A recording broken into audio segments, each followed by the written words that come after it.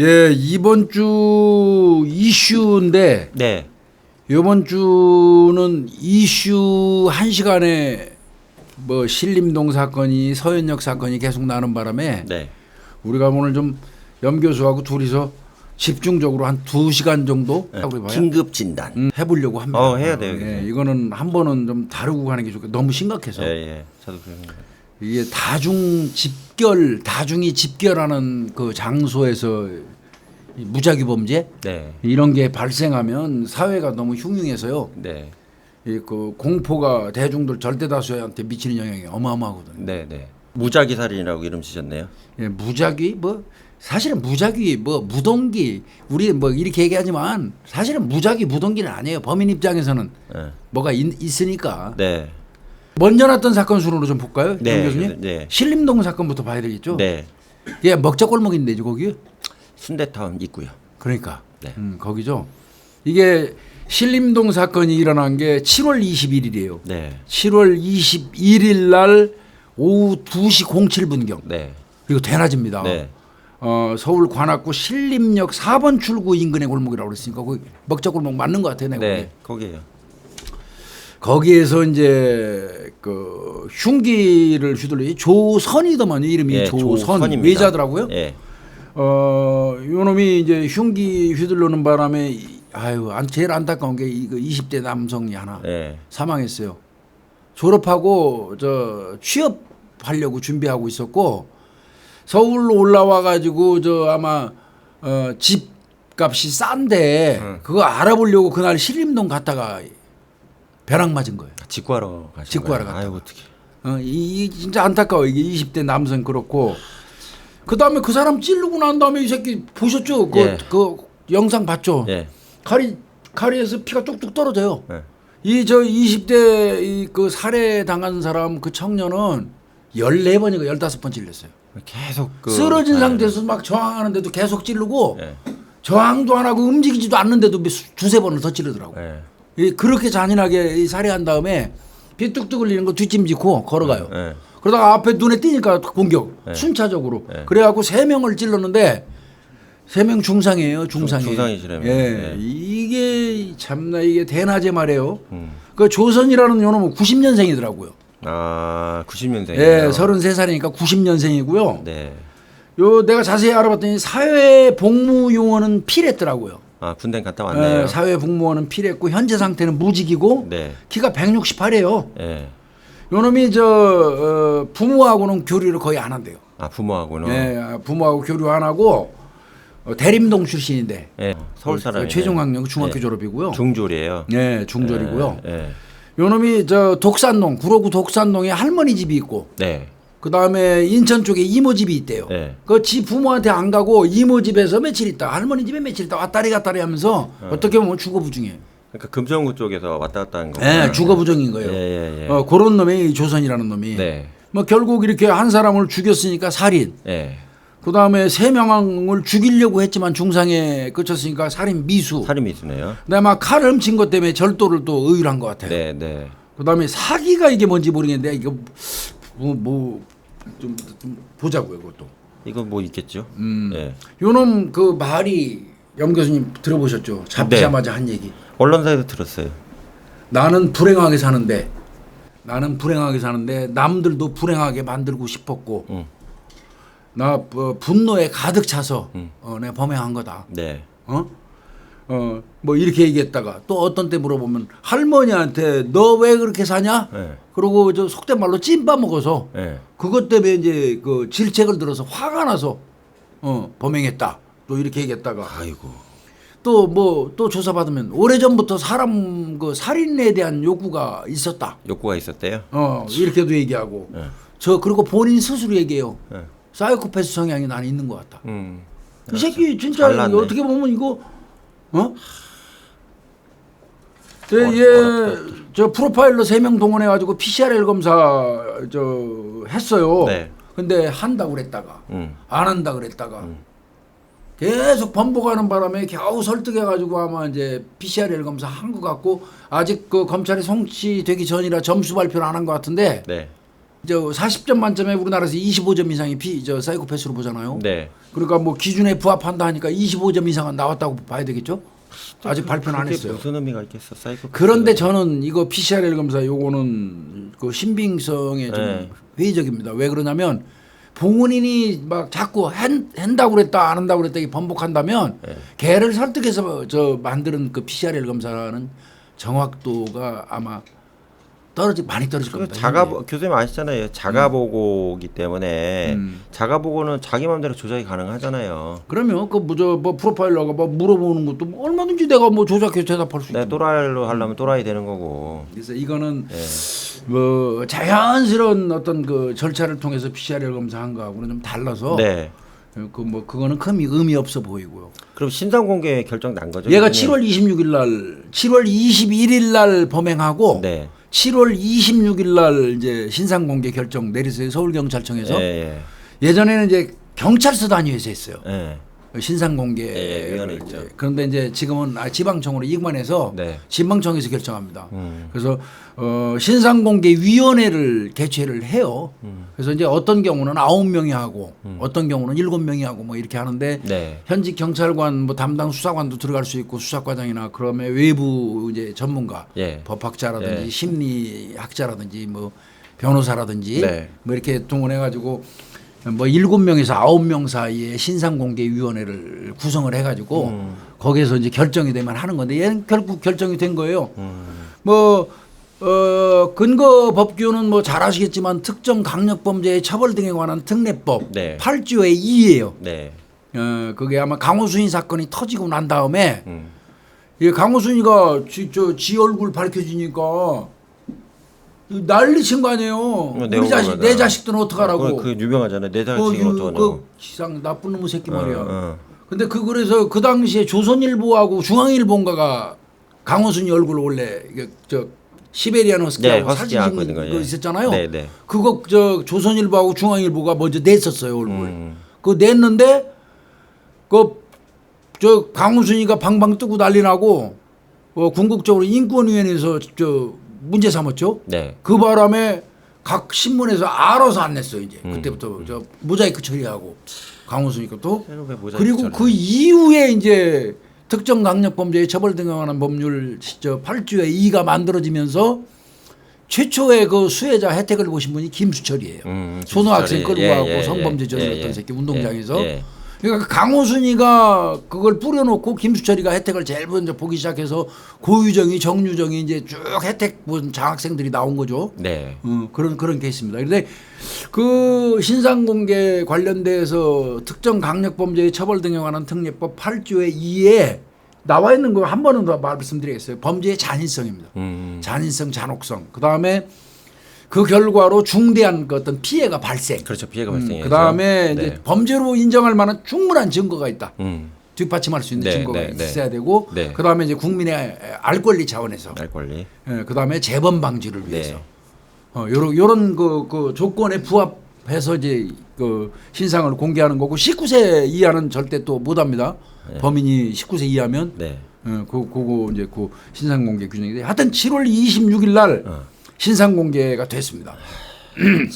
답답하다 이거. 그래서 내가 그럼 요 새끼 도대체 어떤 새끼일까? 아까 저 사회복무원이고 네, 무직이고 뭐 복무원 했을 이거는 때문에, 예. 그렇다고 치고 네. 요 새끼 전과 전력이 어떨까 하고 내가 확인해봤어요. 네. 그랬더니 요 새끼 이거 웃기는 놈이더라고.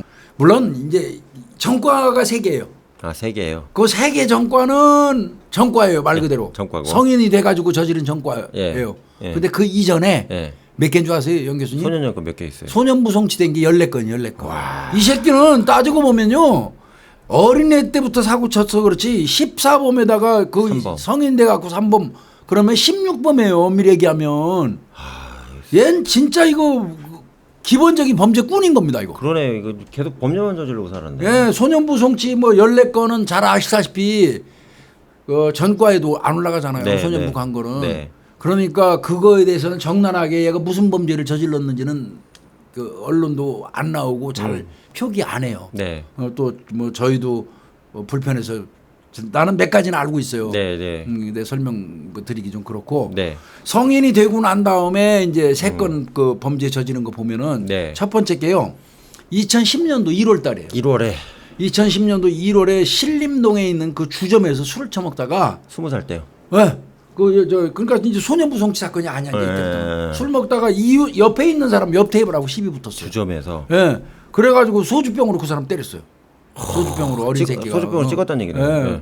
그래가지고 그 사람을 다치게 하니까 그 술집에 있는 종업원들이 쫓아와서 말렸을 거 아니에요. 예. 그 종업원을 향해서 또 소주병 휘둘렀고요. 아이고. 또 다른 종업원이 또 오니까 그때는 맥주 잔을 깨가지고 또 폭행을 했어요.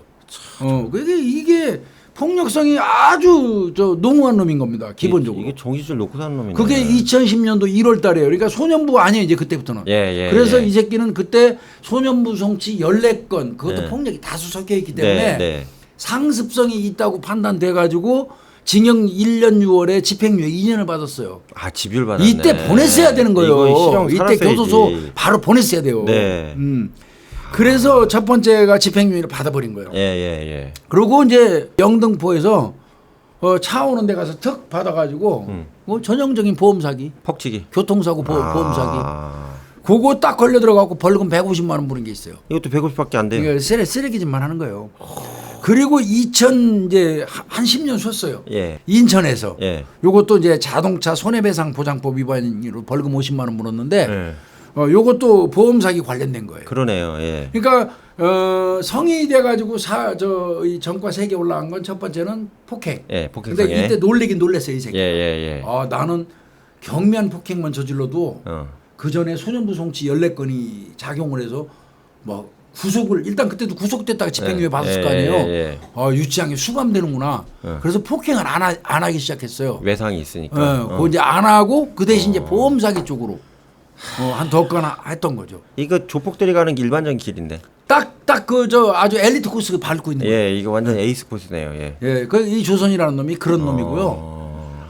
얘하고 이제 뭐 가기 전에 이제 그래서 정유정이하고 이 조선이하고 비교한 그 공통점이 있어요. 뭐가 있을까요? 우선은 동년배 분노했다는 거, 동년배. 그러네, 같은 나이. 조선이도 남자들만 공격했어요. 그 예. 비슷한 또래. 예, 20, 30대. 그다음에 그러니까 이제 동년배, 동성 타켓, 네. 타킷, 그다음에 과잉살사, 오버킬이요. 오버킬. 네. 그다음에 범행 후에 아주 냉정하고 침착한 거. 예. 그다음에 삶이 뭐 목적이 없는 삶을 살았다. 뭐 이런 거는 뭐 유사한 것 같습니다. 뭐 정주정이 괜히 한번 껴넣어봤고요. 그럼 맞는 것 같아요. 그죠? 예, 다 맞네요, 5개가. 그 5개가 좀 비슷하긴 하죠. 예. 곰곰이 생각하니까 비슷하더라고, 정주정이하고. 거기다 또 은둔형 외톨이. 그러니까. 주변에 아무도 없고. 내가 아까도 말씀드렸지만 이 조선이한테 그 살해당한 20대 22살 남성이에요. 네. 아유, 안타까워요. 13차례 공격받아갖고 사망했단 말이에요. 네. 그날 그 저렴한 월세방 구하려고 신림동으로 와가지고 거기에 그 신림역에 내렸다가 벼락 맞은 거예요, 이 인간 쓰레기한테. 서울에 올라와가지고 막 졸업 앞두고 있었대요. 아유, 어떡해. 이게 너무 안타깝지 않습니까, 이거? 네. 참. 제가 그래갖고 여기 교수님 지방 강의 갔다 서울 올라오다 거기 현장을 갔었어요. 아이고. 혼자. 방송에서 자꾸 인터뷰 오니까 그 한번 골목을 가봤어요. 아는데 좀 어떤가 갔는데 밤늦게 갔거든요. 근데 꽃이 국화꽃 있잖아요. 그게 제가 센 거로는 한 100개 넘게 쭉 있더라고요. 그리고 20대 남성 요 친구. 네, 아유. 그게 핸드폰 대리점 위치였다고 그러더라고요. 배어 있는 상태였는데 일단은 지금 영업점이 아니니까 벽에 포스트잇으로 엄청나게 많이 붙어 있더라고요. 그래서 그 제가 한 30분 동안 읽고 왔거든요.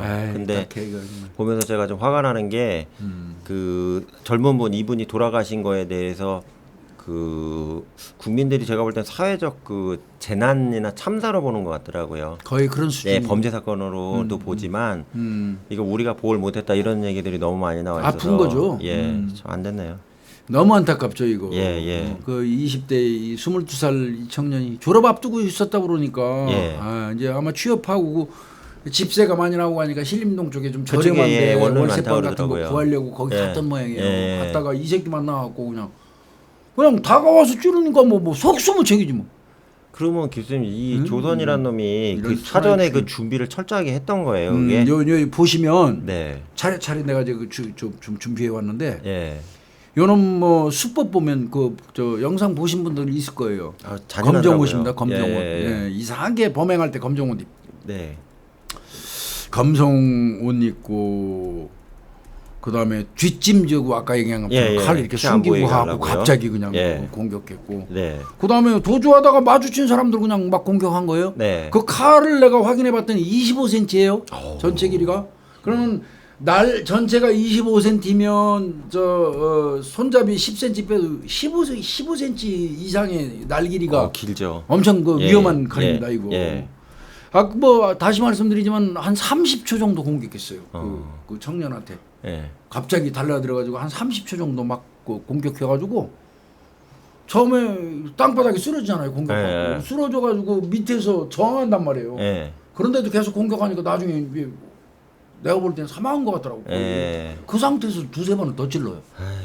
그러고 이 새끼 정말 죽이고 싶더라고. 그냥 거기 있다면 그냥 진짜 이 새끼 어떻게 죽였으면 좋겠더라고. 이렇게 직결처형이 이게 사람이야? 그러고 그 찌르고 뒷짐지고 가다가 이 길거리 걸어가는 사람들 찌를 때 있잖아요. 네. 어느 부위 공격한 줄 아세요? 어디 공격? 전부 목만 공격했어. 그럼 죽이려고 작정. 아예 죽이려고 작정한 거예요. 목만 공격했어요. 요 새끼 검거는요. 네. 저 범행하고 6분 만에 네. 14시 13분경에 그 스포츠센터 앞 계단에 이렇게 앉아 있어요. 여유 있게. 그거 경찰이 가서 그 검거했는데 네. 검거될 때는 순순히 검거됐어요. 근데 검거되고 난 다음에 소리 엄청 지르죠. 내 말 들어달라고 하면서 소리 꽥꽥 지르는데 예. 그리고 이제 수갑 채워가지고 끌고 가면서 너 왜 이런지 됐어 그랬더니 이 새끼 첫 마디가 뭔 줄 아세요? 뭐라고 그랬어요? 나 펜타닐 먹었어요. 약 먹고 했다 이거예요? 펜타닐. 지금 말하면 뭐예요? 펜타닐 먹어갖고 지금 내가 천지분간 못해서 범행했다는 거 아니에요? 심신장애나 심신미약 이거라는 거 아니에요? 네. 그럼 경찰이 그 조사 안 했겠습니까? 당연히죠. 했어요. 예. 음성 나왔어요? 아니에요. 거짓말이에요. 약 안 먹었네. 또 술을 엄청 먹었다고 얘기를 했어요. 네. 근데 술 마신 사람도 술 먹고 어떻게 그렇게 거짓말입니다. 공격해요? 예. 그리고 요 새끼가 결정적인 건 가면서 그 얘기했대. 나 우울증 있다고. 그 그 수갑 채우고 가는 그 네, 순찰차 네. 안에서 네. 나 우울증 있어요. 펜타닐 먹었어요. 술하고 펜타닐 먹었어요. 그 얘기하고 우울증 있다고 해가지고 바로 조사했는데 펜타닐 음성, 술 마신 사실 없고 우울증 있다는 거 계속 주장을 했다는 거죠. 예, 검거들. 그런 이제 아까 조금 전에 그 염 교수님 말씀하신 그 준비. 네. 요 새끼가 거기 가기 전에 신림역 가기 전에요. 네. 금천구에 있는 마트 들립니다. 칼 구하려고 간 거죠? 예, 거기서 칼을 한 개 쓱 보더니 예. 쓱 하나 훔쳐서 넣어요. 예. 그리고 나머지 한 개를 또 꺼내더니 그거는 계산해요. 희한한 놈이네. 그러니까 두 개를 갖고 나온 거예요. 예. 하나는 훔치고 하나는 계산하고. 예. 그리고는 택시 탑니다. 예. 택시 타고 신림동 그 먹자골목으로 온 거예요. 이거는 아주 똑 떨어지는 계획범죄입니다. 그 목적지까지 아예 정했네요. 그러니까 똑 떨어지는 계획범죄예요. 예. 칼 구입해가지고 한 것까지 예. 목적지로 온 것까지. 예. 뭐 이거는 뭐 우발범죄니 뭐 무슨 쓸데없는 얘기 뭐 할 게 없어요. 명확한 계획범죄고요. 그 다음에 이제 경찰이 추후에 찾아냈잖아요. 네. 범행하기 전에 지 컴퓨터 망치로 다 때려 부셔버렸다며요. 네, 예. 다 때려부셨죠. 예. 그다음에 지 휴대폰이 그것도 초기화했어요. 그래서 이제 그 디지털 포렌식이었거든요. 예. 디지털 포렌식 했더니 거기에 뭐뭐 나왔냐면 살해 방법, 급소. 그러니까 급소잖아요. 목만 찔렀죠. 예. 살해 방법, 급소. 그 다음에 그 새끼가 본 게 뭐냐 홍콩 묻지마 살인 사건. 그 쇼핑센터 여자. 예, 맞습니다. 그거를 검색한 게 딱 나왔어요. 그러니까 이건 뭐 완벽히 계획범죄 아니겠습니까 이거? 요 새끼는 포렌식 해갖고 살리는 거 몰랐나 보네. 그 D4를 생각을 못한 것 같습니다. 예, 초기만 다 된 줄 알았나 보네. 초기화만 해가지고. 그럼 왜 그랬다고 그러는 거예요? 그래서 진짜 이건 왜 그러냐. 그래서 이제 이거 관련돼서는 정말 우리나라에도 학자들이 너무 많아서 이유 다양하시더라고요. 전문가들이 너무 많다 보니까 분석이 너무 다양해서 네. 저도 헷갈릴 아니에요. 다 옳은 얘기일 수도 그래서 이제 우리 있으니까요. 염 교수가 전문가니까 오늘 많이 글쎄요. 얘기를 해주셔야 될 것 같은데 예. 이거는 어떻게 생각해요? 뭐요, 교수님?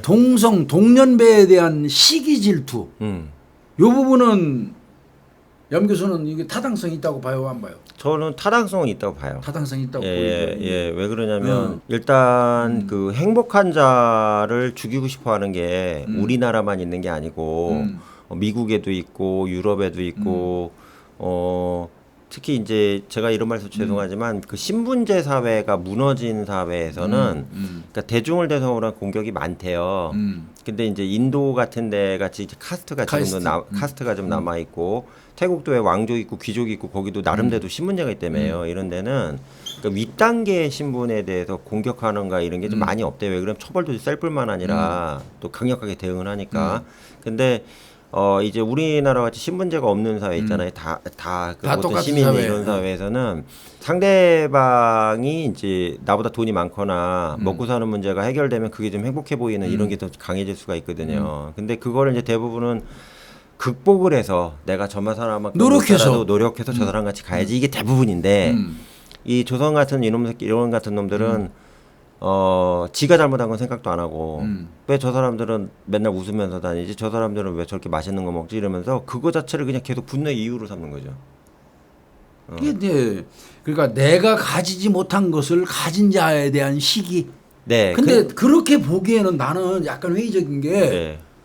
그러면 어느 정도 일정 부분 확인했어야 되는 거 아니에요? 확인 안 해요 얘네는. 그런 거 없어요. 왜 그러냐면 보이는 것만 가지고 평가하니까. 저 월세방 얻으려고 겨우 거기 그 신림역에 도착한 20대 남성이라든지 지나가는 그 사람들을 그냥 그러면 그 사람들이 전부 다 자기보다 낫다고 보는 거예요 무작정? 예. 그러니까 낙인을 해버리는 거죠. 그러니까 나만 불행하고 나 이외에 모든 나머지는 다 아주 행복한 거야. 뭐 최하게 하고 다니거나 뭐 이렇게 힘들어 보이는 사람 빼고는 전부 다 행복하고 그 다 노숙인 빼고는 예, 진짜 정말로 저 어렵게 사는 걸로 보이는 사람 빼고는 다 그냥 적이야. 다 적인 거죠. 나보다 나은 삶을 사는 그런 편파적인 존재들인 거야. 이게 교수님 좀 이런 표현에서 죄송하지만 종교에 맹신하는 사람하고 좀 비슷하다고 봐요 개인적으로는. 그러니까 종교라는 게 사회생활하고 같이 지내면서 종교 활동도 하고 사회 활동도 하고 이렇게 해야 된다 하잖아요 일반적으로. 근데 그게 아니라 내가 믿는 이 종교만 옳고 저쪽 종교는 다 틀려 뭐 이렇게 생각하는 극단주의자들 있잖아요. 이런 사람들 같은 경우에 그 저번에도 어떨 때 봤더니 이제 이게 참 그러면 안 되는데 스님한테 시비 거는 어떤 사람을 봤어요. 난 그 제법 봤어요. 예, 근데 거기서 지가 뭐 자기 이를테면 기독교 신자라고. 집사래요. 그러면서 저 옆에서 봤는데 왜 저 우상 숭배하냐고. 우상 숭배하고 저기 죽으면 끝나는 걸 뭘 다시 깨구리로 태어나냐 뭐라고 시비를 거는 거예요, 막. 그러니까 스님이 거기서 이제 어이가 없어갖고 대응을 안 하셨는데 그게 뭐냐면 그러니까 내가 믿는 것만 옳고 당신이 믿는 건 틀리다 이거예요, 그냥. 그게 공격의 이유인 거라. 이것도 그런 맥락 비슷하다. 예. 그러니까 나하고 같은 동년배에 대한 그 시기 질투가 일정 부분 작용했다. 네. 근데 그 사람 거기다 웃기는 건 진짜 내 나이대의 동년배인데 뭐 예를 들어서 좀 좋은 집에 살고 좀 안전한 데 사는 사람이면 좀 이해하면 안 여기서 논리가 안 맞는 게 이게 논리가 안 맞는 거란 안 얘기예요. 맞긴 안 맞아. 왜 그러냐면 그렇게 좀 좋은 집에 살고 좀 안전한 집에 살고 이런 사람 공격을 하면 뭐 그렇게 될 수 있지 않을까 이렇게 좀 볼 수 있는데 아니 이유거리가 그 근데, 새끼가 말하는 이유거리가 얘가 공격하는 대상자가 방어가 안 되는 사람은 거꾸로 어려운 사람 공격하는 거잖아요. 그러니까 자기 논리로 그렇게 얘기를 하는 거예요, 그냥. 그러니까 나 빼고는 나만 불행하고 나머지는 다 행복하다. 근데 문제는 뭐냐면 다 행복해 보이는 데 중에서도 만만한 사람은 공격하겠다. 이런 앞뒤 안 맞는 논리를 가지고 있다는 거죠. 그러니까 동년배에 대한 시기 질투가 작용한 거는 저도 뭐 일정 부분 그런 것 같고. 아까 정유정이 말씀하신 것도 똑같잖아요. 그다음에 이제 반사회적 동기 플러스 자신의 폭력적 성향을 발현시킨 거. 반사회적 동기는 맞다고 봐요. 그거는 왜 그러면 교수님 아시겠지만 얘가 지금 소년전과만 14개 14범이면 어쨌든 얘가 실형을 안 살고 뭐 소년교도소 안 갔다 하더라도 법에 일단 들락날락은 했을 거 아니에요. 반사회적 거기다가 3회 또 재판 받은 게 있었다면 사법적인 처벌이나 응징을 받는 건 알았다고 보여지거든요. 살인죄가 가장 센 건 지도 알잖아요. 그런데 칼까지 준비해갖고 아무나 다 핑계를 휘둘렀다면 반사회적 성향은 저는 100% 맞다고 보여지고요. 거기에 이제 본인이 기질적으로 가지고 있는 폭력적 성향이 상승작용을 했다. 거기다 저는 이게 하나만 첨언하면 얘가 그래도 그 조선이가 그 보니까 약간 좀 단신이나 약간 좀 조금 작은 책으로 보이더라고요. 그러니까 보통 아시겠지만 교수님 공격을 할 때 덩치가 크거나 키가 크거나 약간 좀 우월적인 신체 조건을 가진 사람은 도구를 잘 안 쓰잖아요. 근데 오히려 이제 키가 좀 왜소하거나 힘으로 밀릴 사람들이 일발 필사를 할 수 있는 무기들을 많이 사용하거든요. 그래서 제가 볼 때는 이 조선이 전에 싸울 때도 소년전과 같은 거 싸울 때도 항상 뭐 들고 했어. 뭐 들고 하고 공격하는 성향이 발현이 됐었던 것 같아요. 근데 맞아요. 얘가 자기 제어를 못한 거죠. 이게 얼마나 큰 건지. 그러니까 반사회적 동기에다가 본인이 가지고 있는 기질적인 폭력적 성향 네. 이런 게 이번 범죄하고 연결이 됐을 수도 있고 이건 맞을 것 같아요. 내가 봐도. 네. 그래서 이제 교수님 제가 이거 제 고등학교 때 얘기인데 한 말씀드리면 학생부 선생님이 계셨어요. 근데 고등학교 아시잖아요. 뭐 평준화다 되다 보니까 싸움질 하는 애, 뭐 딴짓거리 하는 애 별의별에 다 있잖아요. 한 반에 90명씩 되니까. 근데 그때 저희 학생부 선생님이 저한테 얘기해 준 게 지금도 내려남는 게 싸움을 세 갖고 이제 학생부에 끌려오는 애들 있잖아요. 근데 덩치 크고 키 큰 애들은 나중에 만나보면 그냥 평범하게 잘 산대요. 반성하고. 근데 키가 좀 왜소하고요. 깡으로 싸우는 애들 있잖아요. 막 의자 집어 던지고 뭐 도구로 때리는 애들 있잖아요. 학교에서. 이런 애들 나중에 보면 아주 그냥 엉망진창돼 있더라. 이런 얘기 많이 하시더라고요. 선생님이. 그게 이제 범죄자로 빠진 거지 뭐예요. 예, 그러니까 상대방을 제압하기 위해서 치명적인 무기를 사용하는 성향이 있기 때문에 제가 볼 때 조선이도 옛날에 미성년자일 때 기록은 못 봤지만 이런 도구를 사용해서 뭐 망치나 예, 뭐 렌치나 이런 거 들고 설치된 버릇이 이게 여기까지 나오지 않았냐 이렇게 보여집니다. 그다음에 이제 자포자기 형태. 자포자기 이것도 맞는 것 같아요. 되는 일이 없으니까 세상 포기해 버리고 뭐 예. 나 처벌도 두렵지 않아. 네. 사실 이거 처벌에 대한 어떤 두려움, 염두에 둔 행위인 거 아니에요 이거. 이게가 아마 제가 안 잡힌다고 생각 안 했을 거고 계단에 앉아 있잖아요 범행하고. 근데 교수님 제가 여기서도 얘가 앞뒤가 안 맞는 게 교수님도 똑같이 생각하실 것 같아요. 뭐 마약 복용했다고 그랬고요. 펜타닐. 예, 그다음 술 술 마셨다고 먹었다고. 그랬고요. 그다음에 우울증이라고 그랬잖아요. 잡히자마자. 이거는 교수님 아시겠지만 장량 강경사유잖아요. 그렇지. 형량 강경사유를 막 지저댔단 말이에요. 사고 치고 나서 건거되자마자. 이건 뭔 뜻이냐? 나 처벌 좀 약하게 받을래 이런 뜻이거든요. 그럼 그렇게 또 생각하면 뭐 자포자기 형태도 아닐 수도 있어요. 이게 무슨 자포자기요? 애매한 부분이 이제 몇 개 그렇게 쭉 지금 현재 국내에서 전문가들 분들이 대표적으로 이렇게 지금 뭐라고 얘기하는 그래요? 내용 3개예요 이게. 아, 그래서 내가 세상 포기했다고. 하나씩. 저는 교수님 제 얘기만 말씀드릴게요. 처벌 두려워해요. 요거 3가지만 얘기한 것만 해도 교수님 그렇게 보시죠. 네. 처벌 두려워해요. 네. 살인 저질렀는데 처벌 무서워. 두 번째, 되는 일이 없는데 세상을 포기했다. 세상을 포기하는 사람이 일반적 극단적 선택을 하지. 남한테 가서 공격해가지고 뭐 이렇게 하지 않잖아요. 극단적 선택도 하기도 쉽지도 않은데.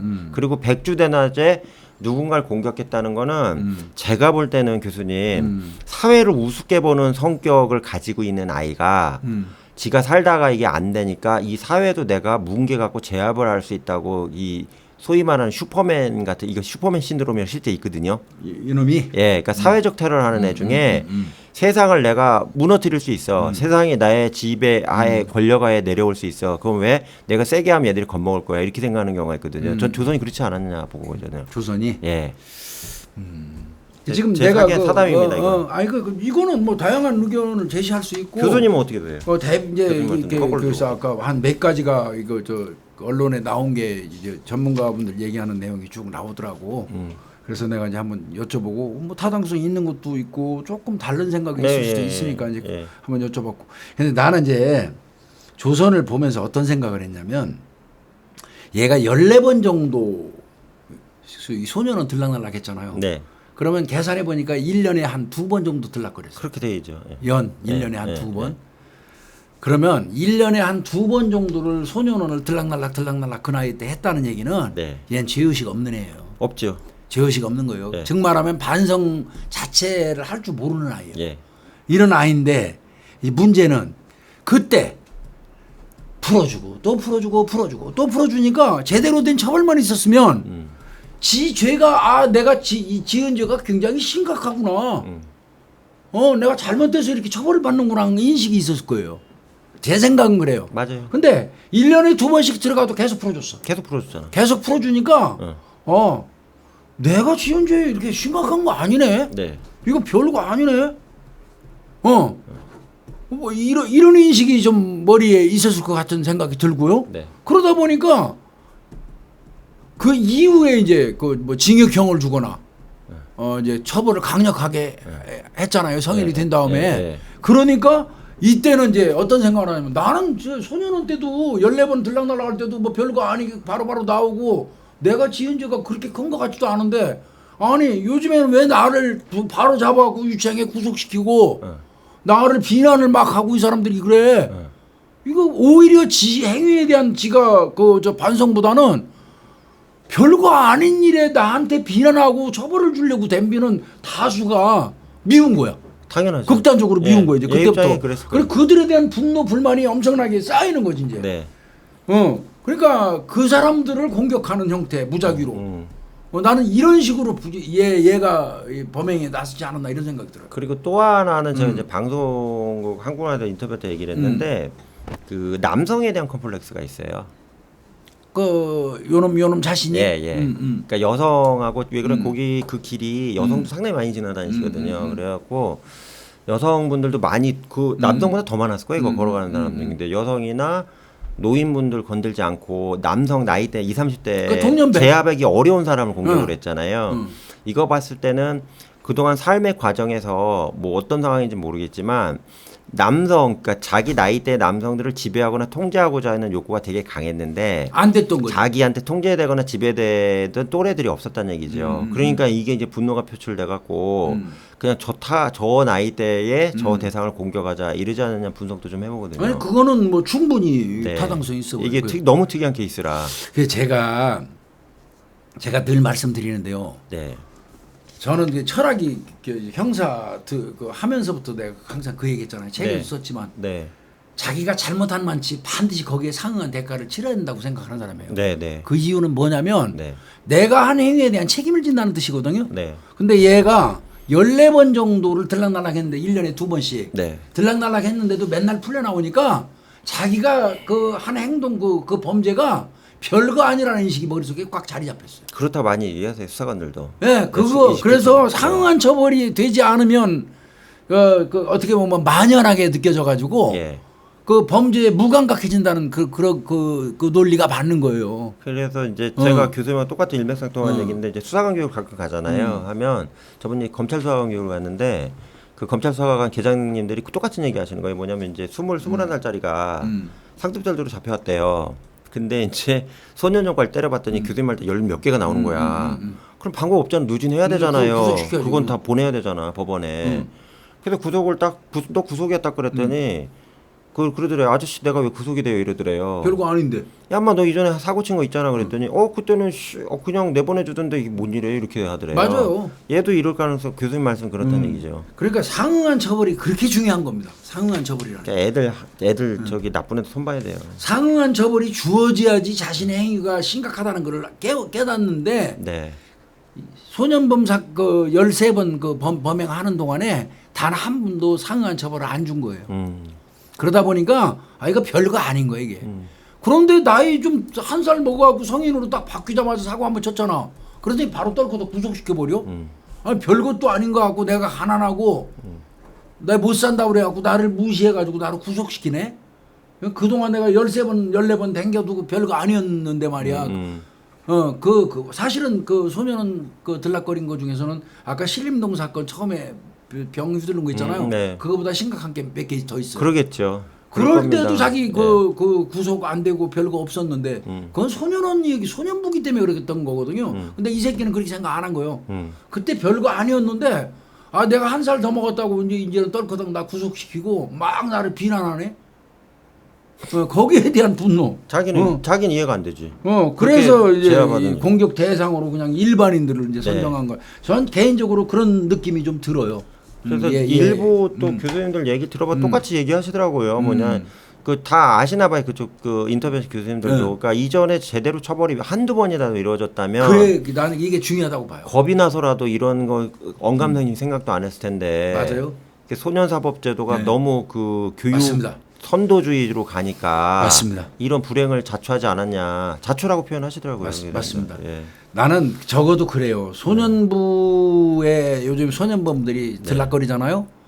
얘들을 처벌을 해서 반드시 뭐 구속을 해가지고 뭐 이걸 떠나서 적어도 있잖아요. 그냥 지긋지긋할 정도로 지금 네가 하는 얘기가 정말 사회 악이고 나쁜 짓을 했다는 것만큼은 인식시킬 정도는 돼야 된다고 봐요. 네, 네. 그것만 제대로 돼도 소년사법 처리는 제대로 된 거라고 생각해요. 네. 네. 근데 그걸 안 하고 그때 풀어주면요, 얘들 그 범죄에 무감각해져요. 무감각해지고 이제 드디어 처벌하면 이제 반감사요. 그러니. 그래갖고 분노하고 공격하고. 네. 이런 패턴 같이 보여요. 요거 그 폐쇄로 이거 아마 CCTV 영상은 초창기에 막 나와서 돌아다녔는데 네, 우리 네. 구독자님들한테 제가 처음에 말씀드렸지만 그거 구했어도 그 돌리지 말라고 내가 설명드렸잖아요. 예. 그래도 이제 보시지는 못해서 궁금해하시는 것 같긴 한데 이걸 뭐 꼭 표현을 하면 안 되겠지만 그래도 그 내용을 제가 좀 정리를 이렇게 해봤어요. 네. 오후 2시 7분쯤에 조선이 요놈이 네. 신림역 그 4번 출구 인근에서 이제 그 거리에 서 있던 그 아까 20대 22살 먹은 남성한테 다가가고 네. 흉기로 등하고 목을 찔러요. 아유. 뒤에서 공격한 거예요. 그러니까 처음에 막 몸부림치면서 이제 저항했는데 이미 피 흘리고 그러니까 쓰러졌단 말이에요. 네.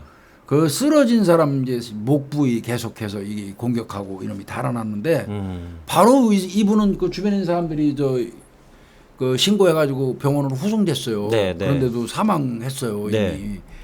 그리고 난 다음에 3분 뒤에요. 이 새끼. 그러고 뒤에 이러고 칼 들고 피 뚝뚝 떨어지는 거 들고 가요. 가다가 커플 남녀가 있었어요. 이렇게. 네.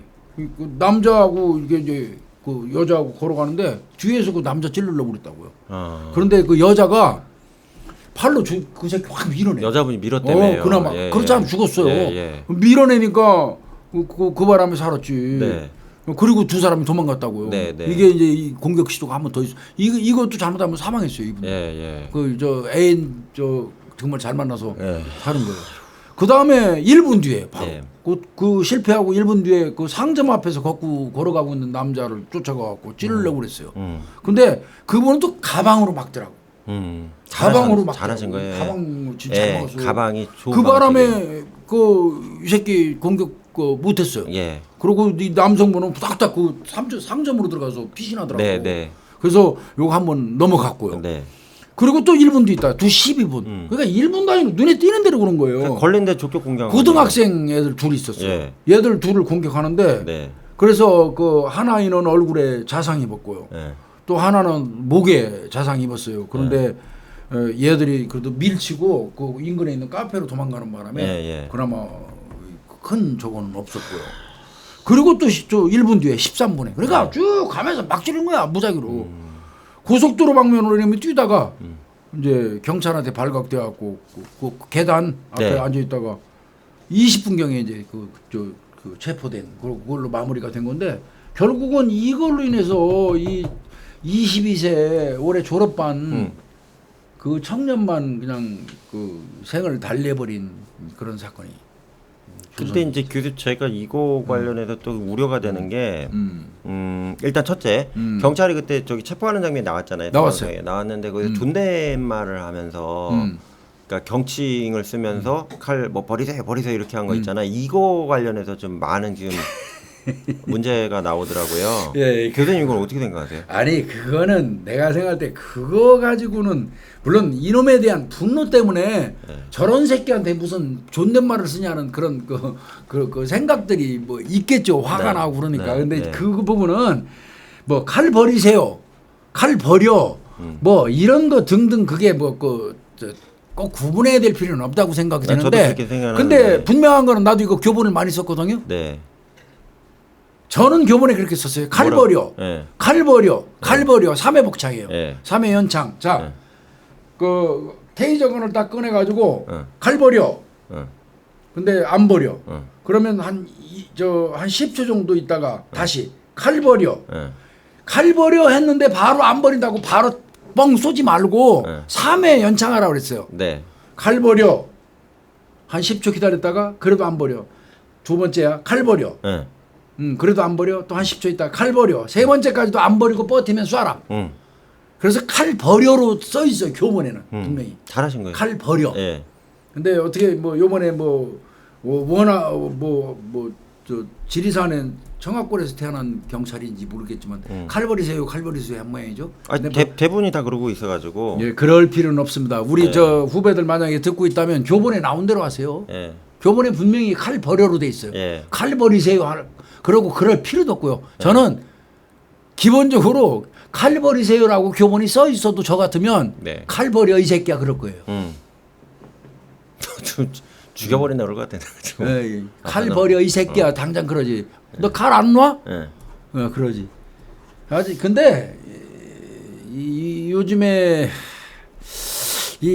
요즘 세대가 사실은 지나치게 이기적이고 어른을 공경하는 문화가 조금 예전보다 못하다는 느낌이 드는데 또 지나치게 또 예의 잘 차리는 사람들도 그 중에는 있더라고. 왜 그러면 그 법 집행에 있어서 예의는 적법 절차에 의해서만 따른다는 원칙이 있거든요. 적법 절차만 따르는 영장에 거야. 의해서 수갑 채우고 영장에서 체포되고 그거 강제력 행사할 때 너는 영장에서 우리가 법의 근거로 널 체포하는 거야, 수갑 채우는 거야. 이게 예의 차리는 건데 일단은 그러니까 시민들 의견을 제가 좀 말씀드리면 저 이게 많이 봤거든요. 모니터링 해봤는데 일단 경찰이 있잖아요. 세게 나가는 모습을 좀 원하는 것 같아요. 글쎄 강하게. 근데 이거 뭐 체포는 하더라도 칼 버려 이렇게만 해도 근데 그렇게 하는 장면이 교수님 그때 의정부하고 그쪽에서도 칼부림 사건 전에 났었을 때 그때 나온 동영상에서는 그냥 가차 없어요. 그냥 그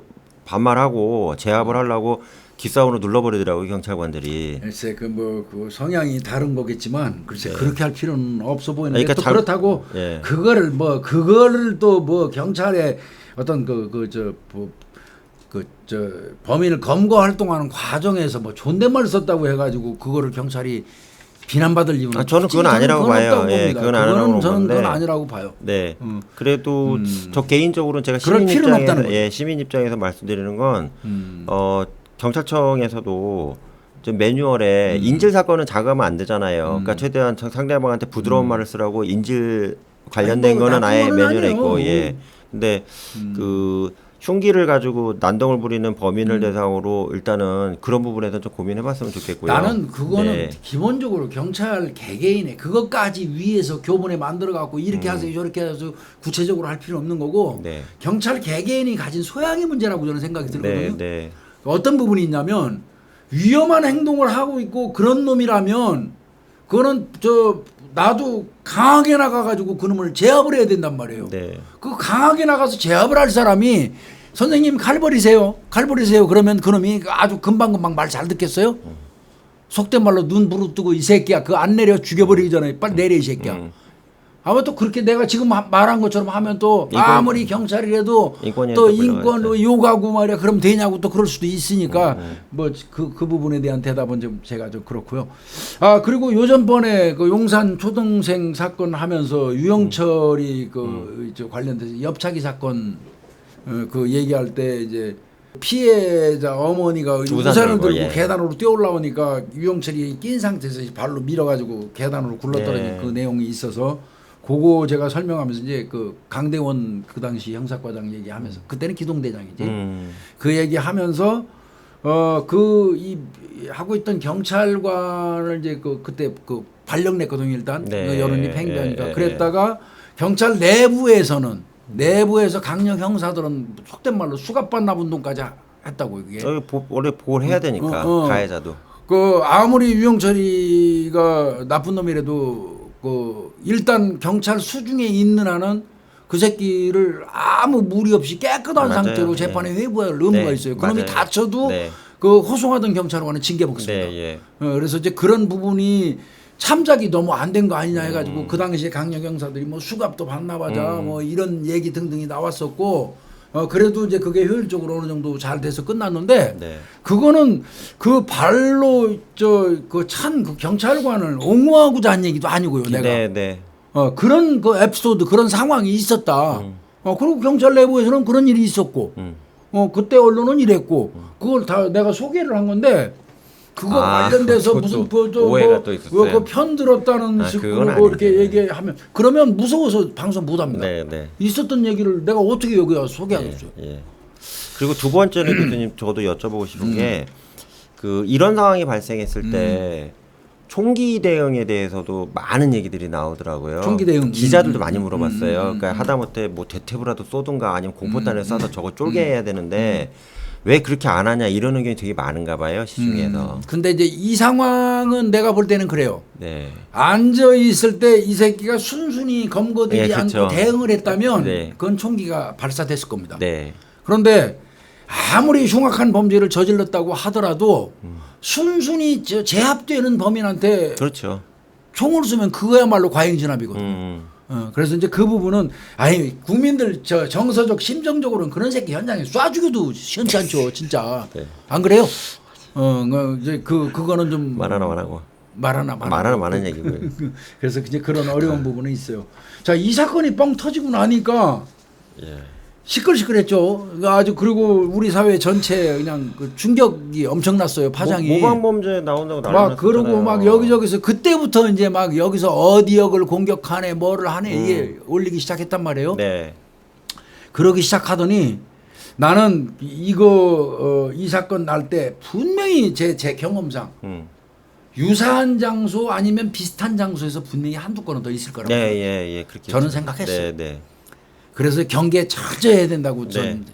그리고 그거를 빨리 제압하는 방법은 대대적인 수사를 해야 돼요. 대대적인 수사. 대대적으로. 올리는 애들 다. 올리는 애에 대한 대대적인 수사를 막 그냥 막 진짜 시끌시끌할 나라가 시끄러울 정도로 경찰이 막 히트펀드 돌아다녀야 되거든요. 네. 그래야지 그 유사범죄가 아니랄까라고 생각이 들었었거든요. 네. 그런데 역시 제가 예상한 대로 바로 터지더라고요. 참 말도 안 되죠 이것도. 근데 역대 그랬어요. 네. 큰 사건이 뻥 터지면 사실은 언론 보도에 그대로 안 나서 그렇죠. 네. 유영철이 사건 터지고 난 다음에도 유영철이하고 비슷한 흉내 내려고 했던 새끼들 계획에 불과했지만 그런 계획을 이 플랜을 짜가지고 노트에 준비하고 있던 그런 놈들도 꽤 있었어요. 그런 놈들이 검거된 사람도 꽤 있어요. 그렇죠. 그래서 제 경험상으로 보면 큰 사건이 빵 터지면 반드시 유세범죄는 일어난다고 아예 기정사실화해야 돼요. 경찰 당국에. 맞습니다. 그러고 대비해야 돼요. 네. 그 부분이 좀 약간 아쉬운 부분이기는 한데요. 그 다음에 이게 그 신림동 사건 대충 개요를 좀 설명드렸고요. 네. 이제 분당역 사건을 좀 가볼까요? 분당역. 네. 이제 서현역 사건이죠. 이게 이제 분당역이 서현역이죠. 예, 서현역입니다. 요거는 아까 일어났던 건 7월 21일이잖아요. 네. 그럼 뭐 거의 한 열흘, 예. 한 15일, 2주 정도 된 것 같아요. 예. 8월 3일입니다. 네. 엊그제죠. 8월 네. 3일 날 17시 55분. 오후 5시 55분. 사람 제일 많을 때 이때. 사람 많고 역시 대낮이에요. 네. 역시 대낮에 경기도 성남시 분당구 소재의 서현역. 네. 요 지금 검거된 요 짐승은 22살 먹은 최가예요. 이 최가. 조선인은 33이고 11살 차입니다. 네. 요 놈은 2차 공격을 했습니다. 첫 번째 공격은 지 부모 소유의 모닝차가 있어요. 아, 부모님이 모닝 타고 다니는 부모님 차요. 자가용. 그거를 끌고 와가지고 이 새끼가 그 서현역에서 길거리 인도 걸어가고 있는데 그냥 사람들 뒤에서 그냥 덮친 겁니다. 승용차로. 어떻게? 그리고 뭐 운전사 바퀴가 뻥 터질 정도로 그렇게. 네, 그렇더라고요. 치솟아서. 예. 그렇게 1차 공격을 했고요. 네. 사실상 저 차량 공격을 받은 사람이 한 번 돌아가셨어요. 네. 좀 이따 말씀드리겠지만 예. 이 차로 1차 공격을 한 다음에 네. 이 새끼가 꽝 소리가 났대요. 사람 저 붕 날아가서 떨어지고 그런 상태에서 이 새끼 겨내려와갖고 이제 또 칼 들고 그 백화점 안으로 진입한 거란 말이에요. 그 진입해갖고 거기서 이제 에스컬레이터도 타고 도피하는 시민들 막 추적하기도 하고 두리번거리기도 하고 이거 거의 공포죠 공포. 여기서 무작위로 흉기 들린 건데 20분 상간에 이렇게 먹는 거예요. 이 뭐 순식간입니다. 그리고 이 새끼 체포된 거는 18시 05분이에요. 한 10분 후 범행 개시하고 55분 차로 들이받고 딱 백화점 안에 10분이네. 들어가서 막 휘젓고 댕기고 예. 공격하고 불과 10분 후에 야, 이거 뭐 18시 05분경에 경찰에 의해서 체포가 됐거든요. 그런데 이게 피해가 어마어마하네요, 지금. 총 14명인데요. 피해가 예. 5명은 차에 의해서 친 거예요. 추돌을 이분들이 위험해, 이분이. 예. 그 다음에 9명은 흉기난동에 의해서 다친 겁니다. 예. 이거 자, 요 새끼도 보니까요. 요 새끼도 범행 흉기를 8월 2일 날 미리 전날 준비했더라고요. 구입한 거예요. 예, 이것도 미리 준비를 했더라고요. 근데 흉기 그 구입하고요. 요 놈은 8월 2일 날 당일 날 그러니까 하루 전날이에요. 네, 이 사람. 네, 네. 하루 전날 그 서현에 왔었어요. 중기 차고 왔었어요. 아, 그날 하려고? 해보려고 그날 하려고 아. 중기 구입하고 네, 왔는데 네. 그때는 이 새끼가 혼자 스스로 두려워서 포기했어요. 아, 거기서 끊을 수 있는 기회가 한 번 더 있었다고요. 그러네요. 그런데 그 다음날 결국은 자기 결심을 굳혔겠죠. 내가 어제 갔다 돌아와서 두렵게 예. 내가 오늘은 성공하겠다고 기어나온 거예요. 그래서 나는 뭐냐면 여기서 아쉬운 부분이 그거예요. 이놈이 저 아까 조선이 그 새끼처럼 네. 오로지 칼로만 공격한다는 마음을 먹었었으면 망설였을 것 같아. 또 두 번째 날. 예, 예. 이 새끼가 차를 끌고 가버렸어. 차를 끌고 가고 2일차 가는 사람을 공격하는 순간 이때는 이제 이미 그 뭐야 직진하는 차가 돼버린 거예요. 이렇게 핀트 나가지 그냥 예. 그때부터는. 그 이미 차로 들이받으면서 결심 굳혀지고 예. 그리고 내려서는 내친 김에 계속 칼 들고 들어가서 백화점 내에서 공격을 한 걸로 저는 이렇게 봐요. 네, 네. 만약에 차로 때리지 않았다면 차라는 수단이 먼저 없었다면 또 포기했을 가능성도 나는 있어 보이는. 그럴 수도 있게 보이네요. 예. 예. 그런데 이게 차로 때리는 바람에 예. 그래서 그 다음 날 그러니까 두 번째 날은 가서 성공한 거. 한 14~15명을 공격을 했으면 이 자식이 뭐가 이유가 있어야 될 거 아니에요. 그렇죠. 그렇죠. 이유는 뭐라고 그랬대요? 이 새끼 이유도 좀 보자고. 이 예, 새끼는 뭐 잡히자마자 그 얘기했어요. 이 서현역에 예. 나를 스토킹하는 아이고. 어떤 집단 구성원이 있다는 거예요. 자기를 스토킹하는 집단 구성원이 있다. 이 얘기 듣는 순간 이제 형사들도 경찰들도 뭐야. 좀 예. 이런 느낌 가졌다는 예, 거예요. 예. 그래서 나는 이 집단에 속하는 사람을 죽이고 그 집단을 내가 세상에 알려야 했다. 그래서 내가 했다. 걔들은 내 사생활을 전부 알고 다 보고 있다. 이렇게 계속 얘기한 거예요. 이건 정말 말 그대로 경찰 입장에서 들어올 때는 횡설수설이에요. 그럼 뭐 피해망상이 일단 피해망상 보이네요. 예, 당연히 피해망상이죠. 예, 예. 피해망상. 피해망상. 뭐 우리가 늘 말씀드리지만 피해망상에 걸린 사람들이 궁극적으로는 공격 성향이 되게 세게 나오죠. 예. 세게 예, 발현되거든요. 맞아요. 예, 예. 그래서 이제 그렇게 그런 같이. 그 맥락으로 좀 봐야 될 거고 이놈도 역시 꼭 범행할 때는 이상하게 검정색 선호하더라고요. 네. 검정색 얘도 후드티 복장이에요. 모자 쓰고. 네. 그리고 이 새끼 웃기는 거예요. 선글라스 썼습니다. 그러니까 노출 안 되려고 그런 거예요. 자기 눈이. 그 나름대로 그래서 또 이것도 또 그 얘기 나와요. 선글라스하고 모자 후드티 뒤집어 썼다면 이 새끼도 저 자기 범행 들통 안 날라고 은연중에 노력한 거 아니냐. 근데 뭐 횡설수설하면서 저 속된 말로 정신질환자 행세하냐. 그렇죠, 뭐 이렇게 그렇죠. 말하시는 예, 분들도 예, 있기는 예, 해요. 예. 그렇게 볼 수도 있겠네요. 근데 얘를 이제 경찰이 바로 확인했어요. 이건 너무 횡설수설하니까. 예. 서현역에 나를 스토커하는 집단 구성원이 있다. 그 이 집단에 속하는 사람들을 내가 죽이고 그 집단을 세상에 알리지 않으면 안 된다. 그들은 내 사생활을 전부 보고 체크하고 있다. 뭐 이런 횡설수설하니까 경찰 입장에서는 정상은 아니어 보였거든요. 네. 이런 경우에는 제일 먼저 하는 게 인적사항 빼자마자 바로 저 그 의료보험 관리공단에다가 그 진료 기록 진료 기록 확인해. 그 정신과 좀 확인 확인해봐야죠. 요구합니다. 예. 바로 그거부터 보내요. 뭐가 나왔어요? 네, 나왔습니다. 정신병력이. 얘는 2015년부터 2020년까지 네. 정신과 병원 치료 받았어요. 치료받은 그러니까 한 병원이네요. 5년 5년이네. 병원에서 예. 정신과 치료 받았고요. 네. 그 다음에 2020년도에 받은 진단명이 이거 좀 그렇습니다. 조현성 인격장애. 우리가 이른바 조현병이라고 하는 정신분열증. 예. 조현성 인격장애라는 진단이 나왔어요. 그러면 2020년도에 이미 조현병에 버금가는 예. 그런 문제가 있다면 이 사람은 치료가 더 계속 됐어야 되잖아요. 그럼 약을 근데 지금 먹던 뭐가 있을 거 2023년 아니에요? 그렇죠. 예. 2023년까지 지금 3년이잖아요. 네. 그런데 3년간 진료도 안 받았고 아이고. 그다음에 당연히 진료 안 받으니까 복용하던 약도 끊었죠. 부모님은 뭐 한 거야? 안인득이하고 똑같은 겁니다. 안인득이. 안인득이 사건. 예. 안인득이도 그랬잖아요. 예. 먹던 약 다 끊어버리고 그 아파트에 내려 난리쳐가지고. 맞대가리 가갖고 아파트 있는 사람 다 죽였잖아요. 예. 똑같은 겁니다. 이것도. 그러니까 2015년부터 이놈이 이상이 있어갖고 한 5년 동안 약을 먹으면서 잘 있었던 거예요. 그러네. 20년까지는. 네, 20년까지. 그리고 계속해서 약을 먹어야 되는데 네. 2023년 현재까지 약을 끊어버린 거예요. 치료도 안 받고. 이게 내가 볼 때는 얘가 정신질환자라면 예. 틀림없이 이거는 이거하고 약하고 진료받지 않은 거하고 연결이 된다는 거예요. 3년간 방치됐다고 봐야 되네요. 방치된 예, 겁니다. 예, 방치. 예, 이제 조만간 뭐 또 다시 얘기하겠지만 네. 이 사건이 뻥 터지고 나니까 자 그날이에요. 그날 네, 이 사건 예. 터지자마자 네. 얼마 되지도 않아서 18시 40분경에 네. 오리역에서 흉기난동하겠다는 바로 그걸 옆이잖아요. 나와요. 오리역에서 바로 옆에요. 예. 예? 저 왜 내가 오리역에서 하냐면 어. 전 여자친구가 그 근처에 살기 때문에 그렇대.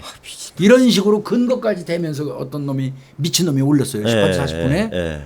그 이후에 또 한 10분 있으니까 금요일 날 내가 서현역에서 한남 20명을 찌르러 간다. 그렇다며요. 또 왕창 이렇게 죽이겠다고. 서현역에 가서. 이거 또 떴어요. 예. 야 이제 시끌시끌해지고. 그러면 그 그때 이후로 뭐 현재까지 내가 지금 현재까지 확인한 거는 54명 건거했어요 경찰에서. 네, 54명 글 올린 건거더라고요. 새끼들. 예. 54명 건거했는데 아마 한 명인가 두 명 구속영장 신청하는 것 같고 네. 나머지 불구속 수사하는 것 같아요. 미성년자고 뭐 이렇다고 그래서. 근데 그 부분 대해서 이따 얘기 좀 하자고요. 네. 이따 좀 얘기 좀 하자고요. 예. 근데 이제 안타까운 얘기 할게요. 아까 차로 먼저 때렸다고 네, 했잖아요. 나 너무 속상하더라고. 뒤에서 그냥 너무 받아버려가지고. 속상해요. 이게 60대 부부예요. 60대 부부세요. 60대 부부인데 네. 남편이 그날따라 일찍 퇴근했대요. 예. 일찍 퇴근해가지고 그 집에 있는 아내하고 그 백화점 안쪽에 있는 그 식당에 외식하러 네. 가는 거야. 아이고. 그래서 남편이 차도가 있으면 차도 쪽. 네. 항상 우리 남자들이 차도 쪽으로 붙잖아요. 네. 여자 저 인도 쪽으로. 예. 갔는데 이 새끼가 뒤에서 와서 때렸는데 하필이면 아내를 때려버린 거예요. 아내를 때린 겁니다. 60대 여성 아내분을 때린 겁니다. 남편 벼락 맞은 거예요 순식간에. 그리고 그 길이 매일 아침에 산책하고 외식하러 가던 그런 도로래요. 예. 그 도로에서 아내가 그냥 순식간에 뒤에서 이 쓰레기 새끼한테 치여가지고 날아가 버린 거예요. 그래서 남편이 못 지켜줘서 미안하다고 울고 그랬잖아요. 예, 나 그거 예. 보면서 진짜 가슴이 뻐개지는 줄 알았어. 근데 그분 병원으로 실려갔었거든요. 네. 결국 돌아갔어요 어저께. 어떡하냐. 뇌사 상태 빠졌었거든요. 이게 무슨 날벼락이야 이게. 이런 쓰레기 새끼 때문에 왜 이 억울한 사람들이 비참하게 생을 마감해야 되냐고. 네. 이 새끼는 말이 안 됩니다. 그래서 살인 미수죄로 입건됐었어요. 네. 아무도 사망하지 않은 상태였기 네, 때문에. 네, 근데 네. 이제 돌아가시니까 네. 살인죄로 죄명이 변경됐죠. 네.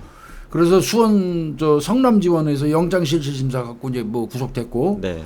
PCR 검사 이 새끼는 아직 안 했어요. 이거 실시할 것 할 같고 필요 이거 없어, 이런 건. 나는 근데 이런 새끼를 할 필요 없다고 뭘 생각해. 해 하긴. 해서 뭐예요, 처벌하면 이거. 되지. 이런 안타까운 일이 있었고요.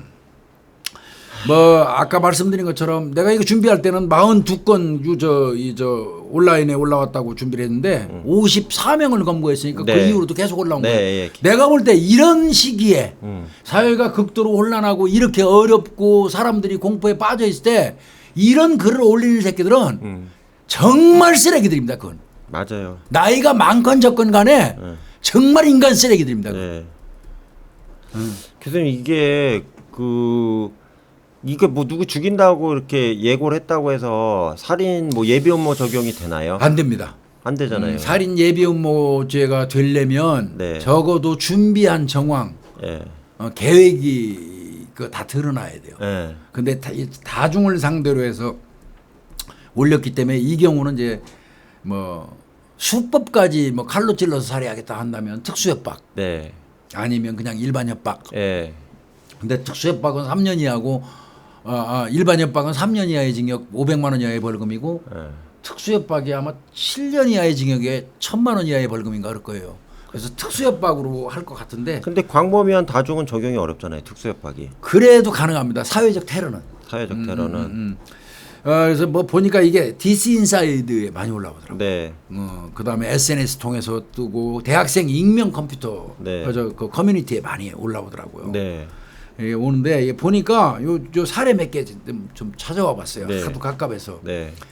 주로 이제 뭐 잠실역, 강남역이 많이 나오더라고요. 네, 예, 사람 그래서 이제 많이. IP 추적해서 경찰이 지금 추적하니까 반드시 잡는답니다. 이거. 네, 네. 잡아야죠. 8월 5일 날 16시에 올라온 거는 왕십리역에서 다 죽인다고 20대 남자가 진짜 이렇게 무서워라. 올렸던 게 있었고요. 아유. 그거 검거된 놈입니다.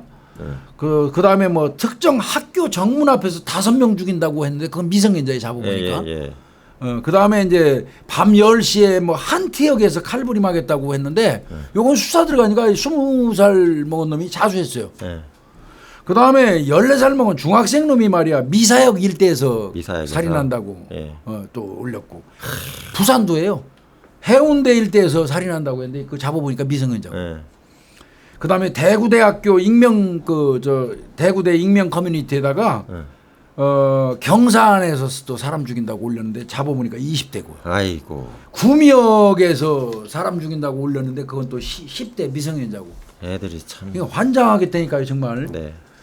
그다음에 뭐 인천 그 펜타 뭐 포트록 페스티벌 축제장에서 테러한다고 그랬어요. 네. 그래갖고 이거 저 장갑차 배치됐잖아요. 예. 예?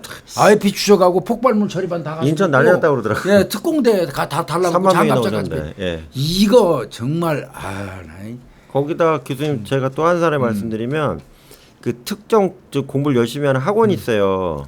근데 그 학원의 재학생들 죽인다고 그래갖고 경찰에서 그 학원에 통보가 왔대요. 통보 와서 학생들 다 집에 가라 그래갖고 학원 셧다운했다 한 적도 있대요. 이게 미치는 거예요 이거. 그래서 어떻게 해야 돼? 내 생각은요. 네. 요거 지금 올린 거 내가 보니까 그 54명 현재까지 나와 있던데 네. 더 늘어날 거야 아마. 네. 그 중에서 구속은 2명인가 내가 한 걸로 알고 있어요. 네. 나머지 지금 다 불구속 수사하는데 네. 요거 잘 생각해 봐야 돼요. 이런 경우에 이런 시기에 뭐 이 법을 적용하는 거는 뭐 전시건 병시건 똑같은 그 법이라는 거는 같이 적용해야 되지만 그런데 법에는 또 거기에 따르는 그 어떤 조건이 있어요. 네. 운영의 묘라는 게 있어요. 법은.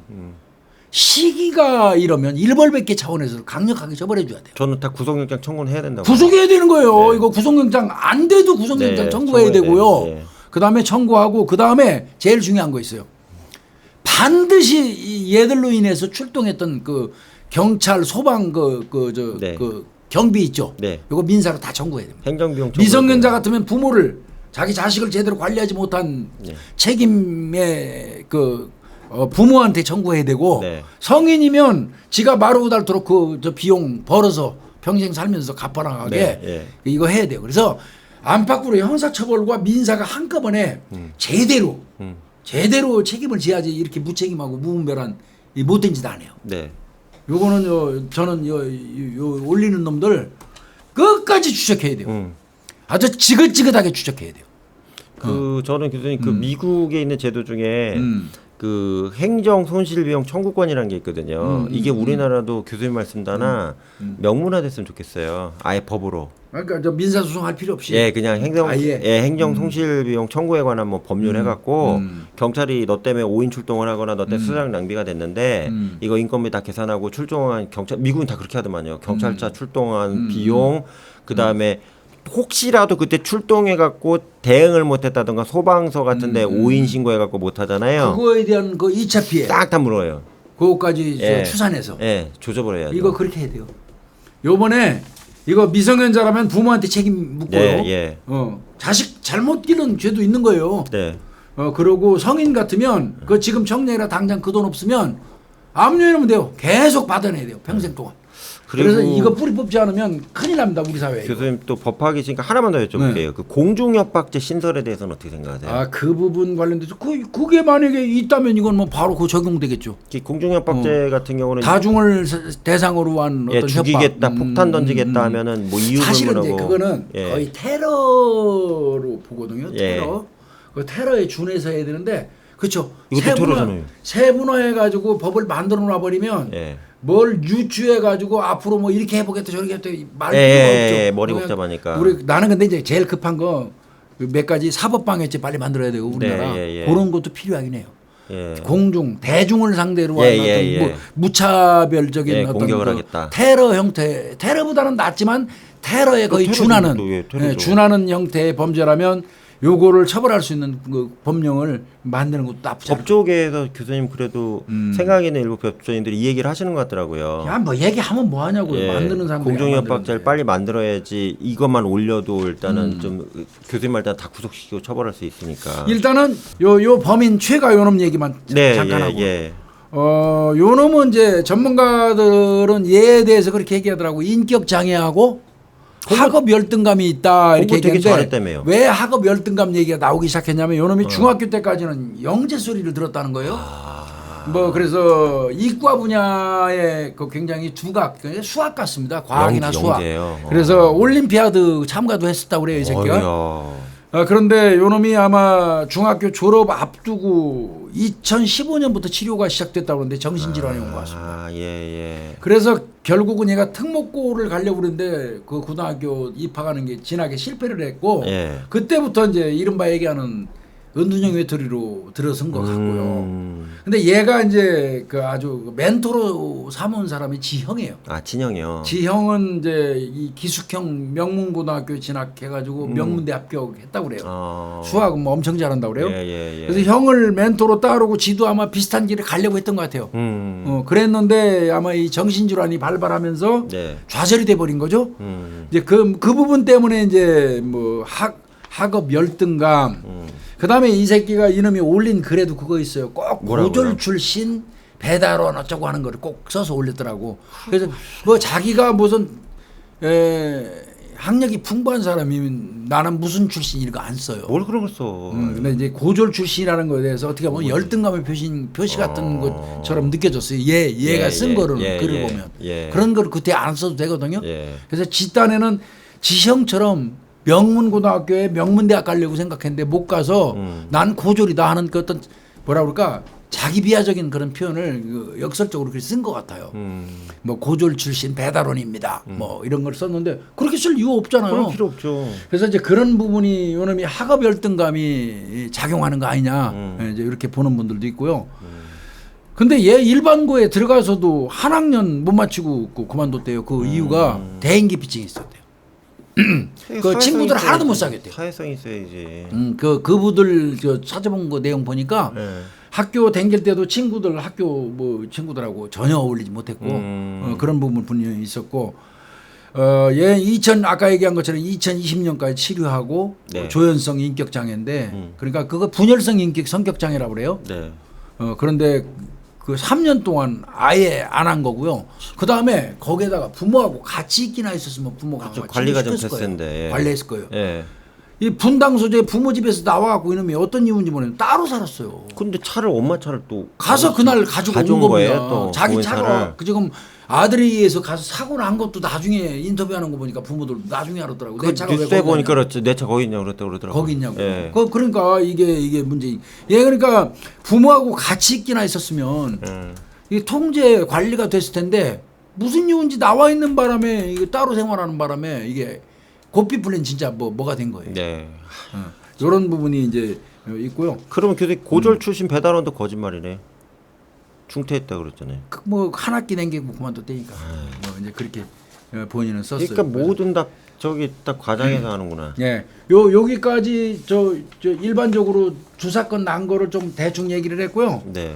뭐 두 사건 뭐 아마 일정 부분 개요는 우리 이제 구독자님들이 이해가 되셨을 것 같아요. 네.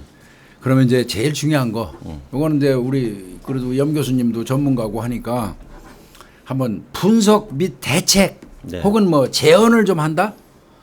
이거 관련돼서 좀 몇 가지 내가 적어와 봤거든요. 네. 이거는 어떻게 생각해요? 뭐요? 어느 사회나 다 마찬가지겠지만 외로운 늑대 즉 말하면 은둔형 외톨이 요거는 존재하죠. 예, 존재하죠. 존재합니다. 이거 존재해요. 존재해서 얘네들이 튀어나와 가지고 문제가 되거든요. 한 번씩 사고 치면. 요 관리 대책이 지금 있어요, 없어요? 없어요. 없죠. 외국에도 없어요.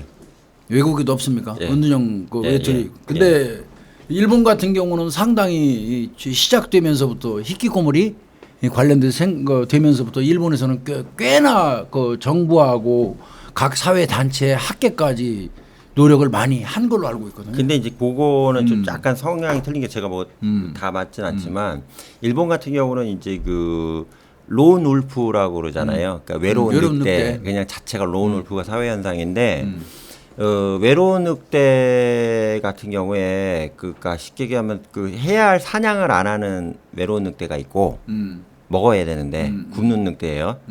근데 외로운 늑대 중에 화가 나니까 옆에 있는 먹지도 않으면서 토끼도 공격하고 뭐 멧돼지도 공격하고 이런 외로운 늑대 두 가지가 있거든요.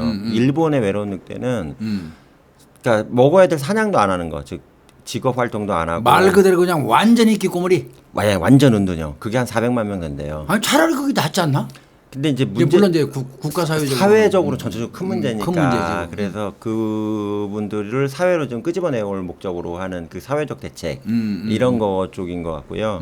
그다음에 이제 범죄와 관련된 론울프 즉 에로 늑대는 이건 가족이 회복이 되지 않는 다음에는 그거밖에 없어요. 방법이 없잖아요. 저도 제가 아무리 생각을 해봐도 은둔형의 둘이 관련돼 가지고 관리 대책을 만든다는 것 자체가 이거 한계에 봉착할 수밖에 없더라고. 그러니까 겨우 딱 하나 결론 낸다 그러면 결국은 가족들의 관심이 필요하다. 네. 근데 이제 또 하나 문제는 뭐냐면, 그러니까 어른들이 말씀해 주시는 게 그러니까 개입일 수도 있지만 자기가 살아오면서 좀 저도 자식들한테 그런 얘기를 하는데. 그 다 옳게 사는 건 아니잖아요.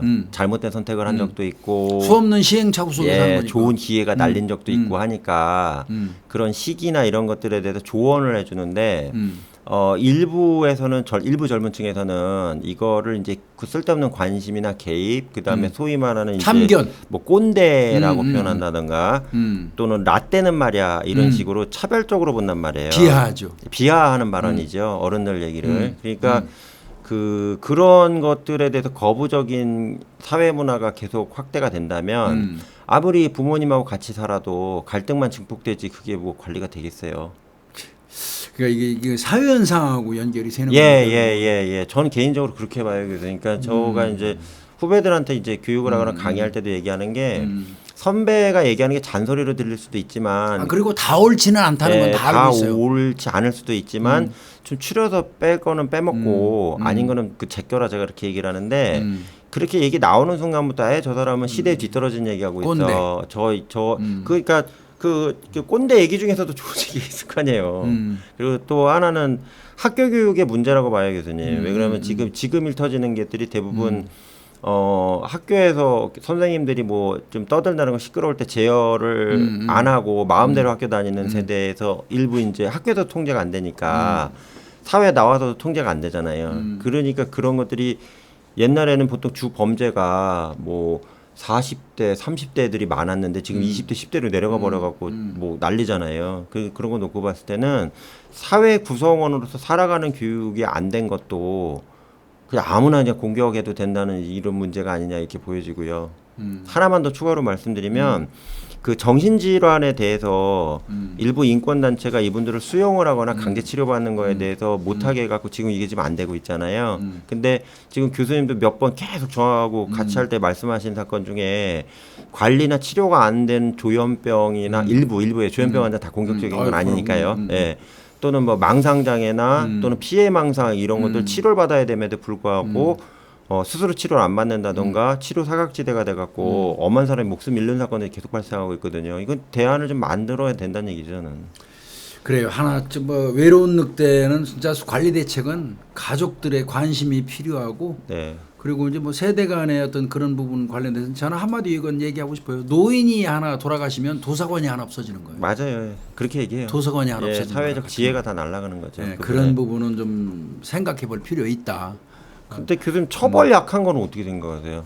자 이제 가벼운 처벌 저는 이거에 대해서 관심이 많아요. 아까도 그 조선이라든지 그 최가 뭐 이런 조선이 뭐 얘기하면서 내가 말씀드렸지만 소년원을 1년에 2번씩 들락날락 해도 그때 소년범이라는 이유로 풀어주다 보니까 안 돼요. 걔들이 범죄가 자기가 저지른 그 소행이 그 범죄가 별거 아니라는 인식을 자기도 모르게 갖게 됐어요. 그런데 그러니까 죄책감도 안 느끼고 별것도 아닌데 조금 있으니까 자기에 대해서 비난이 들어오고 그걸로 인해서 별것도 아닌 범죄, 처벌도 안 받는 범죄에 대해서 그것 때문에 자기가 불이익 처분을 받고 여러 가지로 그 차별받는다는 느낌이 들기 시작하는 거야. 그러니까 오히려 거꾸로 그 똥낀 놈이 썩는다고 그놈들이 그 일반인 정상인 사람들을 상대로 분노를 느끼고 공격하는 그 방향으로 나아가는 케이스거든요. 이게 웃기는 거예요, 그게. 이게 웃기는 거예요. 똥낀 놈이 썩는다는 거 딱 그거만 해도 별것도 아닌 것 같고 신고하고 별것도 아닌 것 같고 나를 비난하고 이런 생각이 드는 거예요, 이놈들이. 지가 지은 죄를 상응한 처벌을 안 받다 보니까. 그러니까 거기에 오서 오는 분노가 쌓여가지고 일반인들 그 비난하는 그 일반인들을 무작위로 공격하는 적개심 같고 이게 저는 필요하다. 그래서 저는 상응한 처벌, 잘못한 것만 상응한 처벌, 상응한 처벌 이것처럼 중요한 거 없다고 생각해요. 맞으세요. 법적으로는 네, 절대 자신의 범죄의 심각성을 인지시키는 이 방법을 연구를 해야 돼요. 맞아요. 네가 무슨 죄를 저질렀으면 거기에 상응한 처벌을 딱 받아야 돼. 민형사 다 받아야 돼요. 민형사 다 받아야 돼요. 네. 요 가벼운 처벌 요거 관련돼서는 분명히 좀 생각해요. 저는 여기 좀 집중하고 있는 편이고요. 교수님 하나만 좀 말씀드리고 싶은 게 최근에 그 문신업자 잡혀갔잖아요. 조폭들 해주고 막 했는데 진짜 제가 충격을 먹은 게 뭐냐면 그 수천 명을 해줬는데 거의 한 20% 정도 10대래요. 10대래요. 조폭 문신을. 나 얘기 들었어요. 근데 제가 이 말씀에서 좀 죄송하지만 지하철 타잖아요. 10대 후반이나 20대 초반밖에 안 되는 친구들이 조폭 문신 그 일본 뭐 도깨비 야쿠자 문신 뭐 야쿠자 문신 있잖아요. 이걸 하고 타요. 타고서는 이제 거기서 거들먹거리는 거예요. 시끄럽게 떠들고. 그래서 막 째려보거든요. 째려보면 아직 그 제가 살아있나 봐. 좀 쫄고서 이제 조용히 하긴 하는데 그때 제가 느끼는 게 뭐냐면 뭐 방송에서 이런 얘기는 저 새끼는 어떻게 배워 처먹고 저질하라고 다니냐 이 생각밖에 안 들거든요. 부모들이 관심 좀 가져야죠. 그러니까 요즘에 교수님 20대 초반에 이렇게 이런 그 조선 같은 애들 있잖아요. 얘네들 뭐라는 줄 아세요? 소년정과가 벼슬이래요. 그러니까 너 몇 번 갔다 왔냐? 왜 지네 처벌 안 받는 거 아니까 횟수로 지네끼리 쿠폰식으로 이 별 모으기 하는 거라. 이게 기가 찬 거예요. 이 말이 안 되는 얘기예요 이게. 상응한 책임 뼈저리게 느끼게 해줘야 되거든요. 20살짜리가 나 소년원하고 해서 나 17번 잡혀갔다 왔어. 이게 자랑이래요. 이거 어떡하라고 얘기 도대체. 잘못한 거를 뼈저리게 느끼게 해줘야 되는 거 이거 정말 중요해요. 예, 절대적으로 공감합니다. 아니 뭐 일본 같은 데는 오히려 야쿠자 문신하면 온천도 못 들어가요. 아우 엄청 차별받는데요. 바로 신고해버려. 바로 신고해. 예. 근데 그래서 걔네가 저기 교수님 아시죠? 그래갖고 이제 문신을 못 하니까 그 화려한 옷 있죠. 용하고 막 사자 그려진 옷 있잖아요. 그런 거. 그 복싱 선수를 입는 거 있잖아요. 그거 입고 다닌대잖아요. 그러니까 이게 무슨 문신하는 게 자랑이라고 말이야. 그래 뭐 예술적으로 이쁘게 보이기 위해서 뭐 일부 이렇게 해서 타투라고 그러죠. 네. 뭐 그런 거 일부 이쁘게 하는 거 그거는 뭐 시대의 어떤 문화니까 뭐 그럴 수 있다고 쳐요. 네. 근데 무슨 뭐 등짝이 뭐 무슨 도화지야. 네. 아이고. 그러니까 문신이 나쁘다는 게 아니에요. 근데 상대방을 위협하는 문신은 그거는 이것도 아니지. 범죄적인 똑같다는 나는 얘기죠. 저 전철 탔을 때 막 여기까지 하고 막 여기까지 해서 난 티셔츠인 줄 알았어. 저도 그런 줄 알았어요. 보니까 이거 까맣게 다 했더라. 그래서 내가 도깨비야. 가만히 생각하니까 부해가 나더라. 그래서 옆에 가서 물어보긴 했지. 네. 너 누구 밑에 있냐? 네. 이렇게 물어봤어. 동네 아저씨니까. 너 누구 밑에 있냐? 네. 그랬더니 이렇게 쳐다보더라. 네. 누구 밑에 있냐고. 네. 너 조폭 새끼 아니야 그 소리잖아. 네. 그거라도 안 하면 좀 속이 뒤틀릴 것 같아. 근데 걔 아마 저기 족보 없는 애일 거예요. 네. 족보 없지. 근데 족보는 없어도 내 낯짝은 알아보더라고. 네. 방송 타는 네. 형사 출신 범죄하는 사람이 아는 것 같아. 쫄았네. 그래서 이제 그러면 이제 외로운 늑대 관련된 거 얘기해봤고 네, 나는 처벌 제가 느끼는 너무 가벼운 처벌 이거 네. 문제 상응한 처벌이 없다는 거. 네. 세 번째 이제 이거 우리가 참 많이 얘기했습니다. 정신질환자 관리 이거 네. 안 되고 있어요. 첫 번째는 가족의 협조가 절실한데 네. 예, 그렇고 그 다음에 이제 제가 늘 말씀드리지만 자 아까 걔들도 그놈 봐봐요. 그 최가 아시죠? 서현역 그놈 2015년부터 2020년까지 5년 동안 약 먹었어요. 예. 근데 2020년부터 2023년 3년 동안 약 한 방울도 안 먹었어요. 네. 결국 사고 쳤어요. 네. 그런데 이렇게 그 약을 안 먹고 얘가 3년 동안 어떻게 보면 방치되다시피 이렇게 그 노예졌던 거 아니에요. 이거를 제일 먼저 관심을 가져야 할 사람은 분명히 가족이에요. 그렇죠. 왜? 제일 잘 아르니까 그 아이에 대해서. 근데 가족의 협조가 없었다는 거. 가족이 어떻게 보면 반기 내지는 무관심이에요. 그 부분이 있는 거고.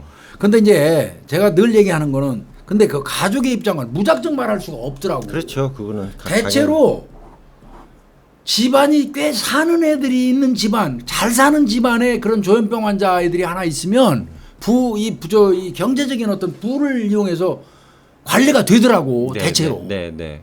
자기들이. 네. 근데 나와서 사고 치는 계층 그 정신분열증 걸린 애들 보면 대체로 부모들이 먹고 살기도 급급해요. 그래 자기 먹기도 힘드니까. 자기 먹고 살기도 급급. 얘를 하나 돌보려면 붙어 있어야 되는데 네. 붙어 있을 수가 없는 거예요. 먹고 살기 위해서.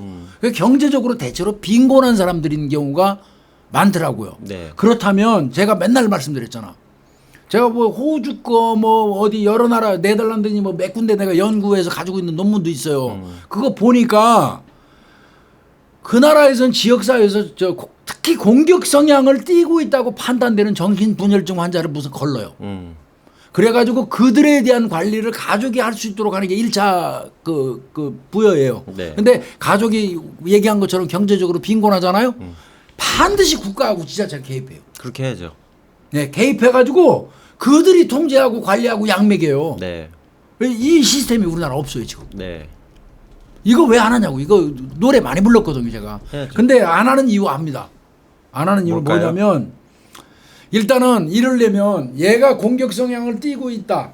조현병 환자라고 다 공격 성향 띠는 거 아니에요? 아, 그럼요. 극히 일부예요. 예, 2, 근데 3% 밖에 극히 안 된대요. 일부가 한 번 사고 치면 이렇게 대형 사고네. 네. 그죠? 네. 그러면 심각하게 봐야 되거든요. 그러면 병원에서 가족 다음으로 제대로 하는 건 병원이잖아요. 진료 의사. 그 의사가 이 사람 공격 성향을 띠고 있고 위험하다고 판단이 되면 의사는 약밖에 줄 수 있는 방법이 없어. 치료밖에. 네. 근데 그게 와야지 주지. 네. 그 사람이 와야 줄 거 아니야. 네. 의사가 할 수 있는 일은 거기까지거든요. 네. 근데 의사한테 일을 하나 더 부과하자는 거예요. 제 얘기는. 지자체나 경찰에 통보해 주는 제도를 만들자는 거예요. 네. 네. 이 사람은 정신분열을 가지고 있는데 상당히 공격 성향을 띠고 있는 사람이니까 사회적으로 문제가 될 수 있다. 요거는 지자체나 왜 지역사회니까 지자체나 해당 경찰서 그 담당 경찰서에서는 알고 있는 게 좋겠다는 식으로 통보가 된다면 관리가 될 것 같아요. 네. 관리가. 네. 그럼 지자체에서 경제적인 어떤 그 부분도 지원해주고 이렇게 하는데 물론 문제는 뭐냐면 환자, 변호사나 의사는 환자의 그 개인정보를 누구한테 유출할 수 없도록 그 의료법이라든지 당연하죠. 변호사법에 예, 명기가 돼 예, 있어요. 예. 요건 입법이 필요한 부분이에요. 네. 입법이 필요한 부분이긴 있네요. 네. 그래서 요거 좀 요 차제에 한번 풀어보는 어떤 조치를 좀 취하는 게 좋지 않을까. 네. 저는 그 생각이 들거든요. 그리고 이제 교수님 이렇게 말씀 이게 외국 같은 경우가 특히 유럽이 이게 잘 돼 있잖아요. 잘 돼 있어요. 잘 돼 정신보건 있어요. 관련된 게 정신질환자 관리 잘 돼. 네덜란드 같은 데는 엄청 잘 됐더라고. 그 이유는 이제 의료의 공공성을 강화를 강력하게 해서 우리나라도 잘 돼 있지만 이 관에서 운영하거나 이제 경비를 지원해줘서 운영이 제대로 그 환자가 없더라도 이렇게 돌아가게 하는 시스템이 돼 있는데 지금은 사실상 그 병원이 국립병원이나 국립의료원도 뭐 몇 개나 돼요 지금 시설이 전부 다 이제 맞아요. 대학병원 내지는 개인이 하는 작은 병원이 작은 병원. 사업자 병원으로 돼 있기 때문에. 의료 공공성이 법에 있다 하더라도 이런 걸 하기 위해서는 재정 투입이 뒷받침이 돼야 맞습니다. 되거든요. 당연히 맞습니다. 근데 당신이 의사기 때문에 무조건 뭐 이상하거나 뭐 우려가 된다면 이렇게 연결을 해달라 그러면 맞아요. 예 자기 입장에서는 잘못하면 이제 고객이 떨어지는 판인데 맞아요. 그게 위기험성이 있을 수 있거든요. 그러니까 입법으로 하면서 지원도 같이 병행돼야 되겠죠. 근데 사실은 네덜란드 모델인 것 같아요. 원래 은둔형 외톨이들이 상존해요. 어느 사회나 많아요. 상존하고 저도 있는데 많은데. 우리가 이제 어떤 코로나 3년을 겪었잖아. 네. 코로나 3년을 겪으면서 이 사람들이 더 외로워졌어요. 더 외로웠죠. 거기에다가 네. 자 정신병동에서 어지간하면 입원을 시켜줬었어요. 근데 코로나 환자들을 입원시키다 보니까 대형 병원에서 병상 수를 현격히 줄여버렸습니다. 네. 작은 병원으로 정신질환 환자들 가서 치료하라고 그렇다고 보냈어요. 그러더라고요. 근데 네. 저 작은 병원에서도 또 간격을 많이 벌려야 돼요. 10명 있어야 될 때를 6명 정도 수준으로 또 병상을 또 이격거리를 뒀어요. 이런 과정 속에서 입원이 까다로워지고 입원이 활발하게 안 됐어요. 이 사람들에 대해. 네. 코로나 3년이 또 가져온 어떤 그 부작용도 없는 건 아니에요. 네. 근데 이거는 병원에서 공격 성향을 띈 사람을 진단해 가지고 지자체와 해당 경찰서로 통보할 수 있도록 입법 조치, 그러니까 네. 의료법이라든지 네. 변호사법 같은 거를 만들고 그다음에 그 병원 의사한테 국가가 할 수 있는 여건, 어떤 지원 이런 것도 같이 병행해서 이거는 이제는 정신질환자가 그 좀 공격 성향을 띠는 그 정신질환자가 발생하면 지역사회하고 사회가 전체 관리해야 돼요. 그렇게 안 하면 이거 한번 어쩌다 한 번 나지만 한 번 날 때마다 대박이잖아요. 대박. 네, 속된 말. 네. 그걸 생각해야죠. 그리고 이제 또 하나 말씀드리면 이제 농촌 지역 같은 경우는 인구가 너무 희소하니까 뭐 알코올 주사가 있다던가 이러면 관리가 된대요. 그렇죠. 그러면 뭐 리 단위에 뭐 리나 면 단위에 뭐 파출소 직원 한 2-30명 있고 알아.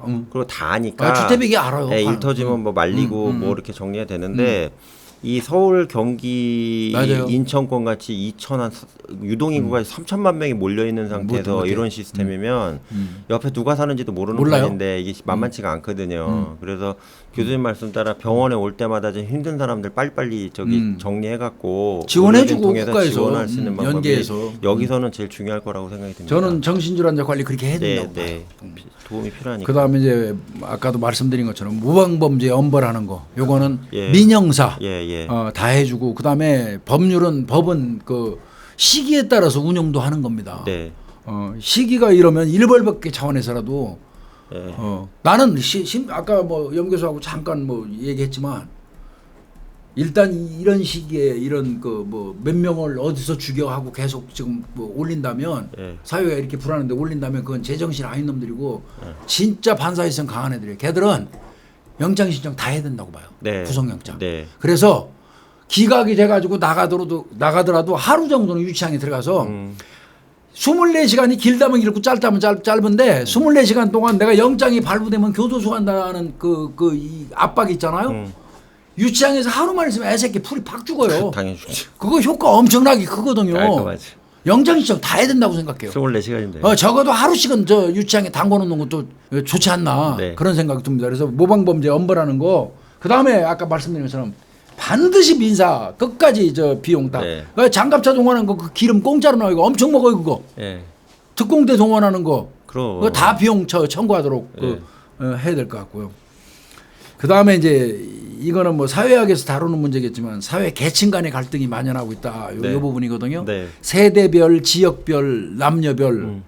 뭐 세대별은 뭐 하도 이제 뭐래서 뭐 X세대, MZ세대, 무슨 세대 하도 했어서 아까 말한 뭐 이미 얘기 나왔지. 꼰대 뭐 이런 거 다 나왔는데 네. 그건 넘어가고 또 뭐 지역은 지금 많이 희석 많이 안 하고요. 되고 이제. 있으니까 특히 이거는 젊은 세대들이 지역 갈등은 확실히 그건 나쁜 거라고 알고 있더라고. 있어요. 다 나쁜 거 알고 있고 잘 알고 줄이고 계셔요. 있어서 예, 대견해요. 그건. 말도 안 된다고 얘기하고 있어요. 그렇게 근데 요즘에 심각하게 예.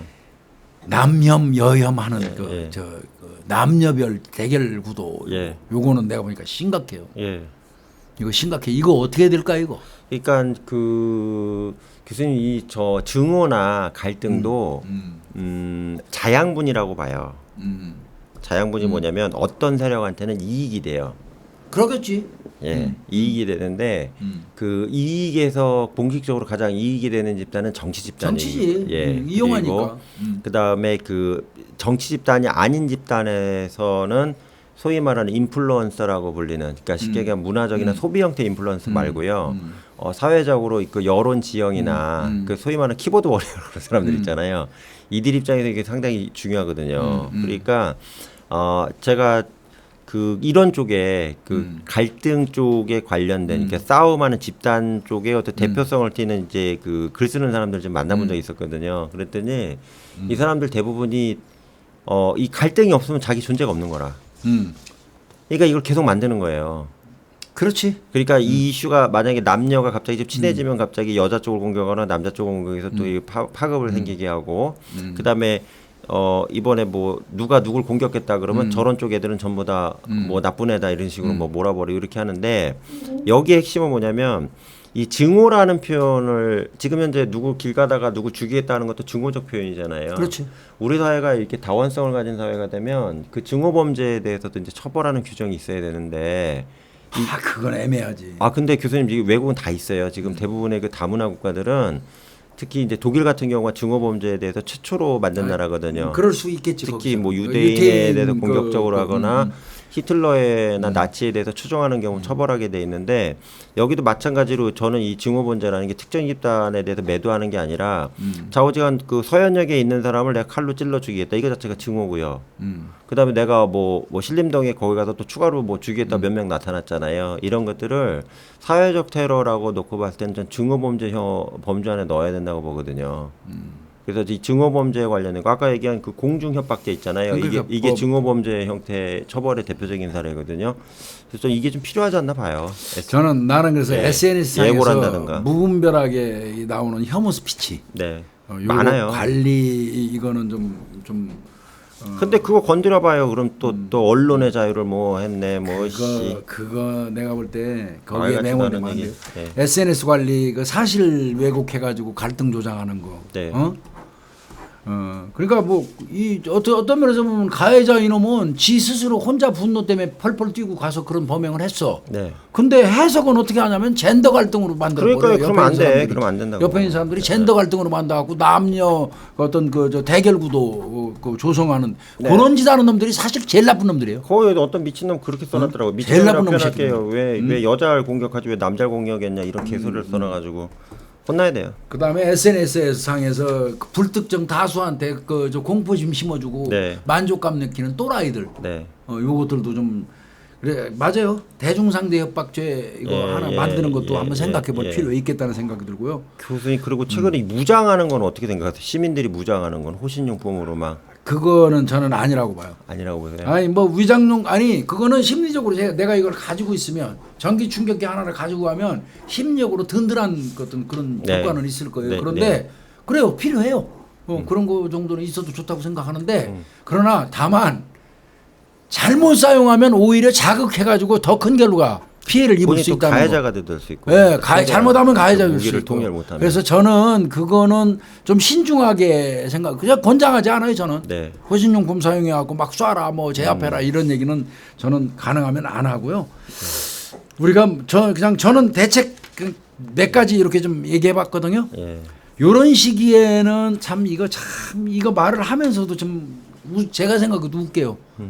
다중이 밀집한 지역에 특별한 꼭 볼 일이 없으면 출입을 자제하는 것도 괜찮은 방법이라는 생각이 들거든요. 일시적으로. 예, 조용해질 때까지. 예, 다중 밀집 지역에 출입을 조금 꼭 필요한 일이 없으면 자제해 주는 것도 일시적으로 괜찮다는 생각이 들고요.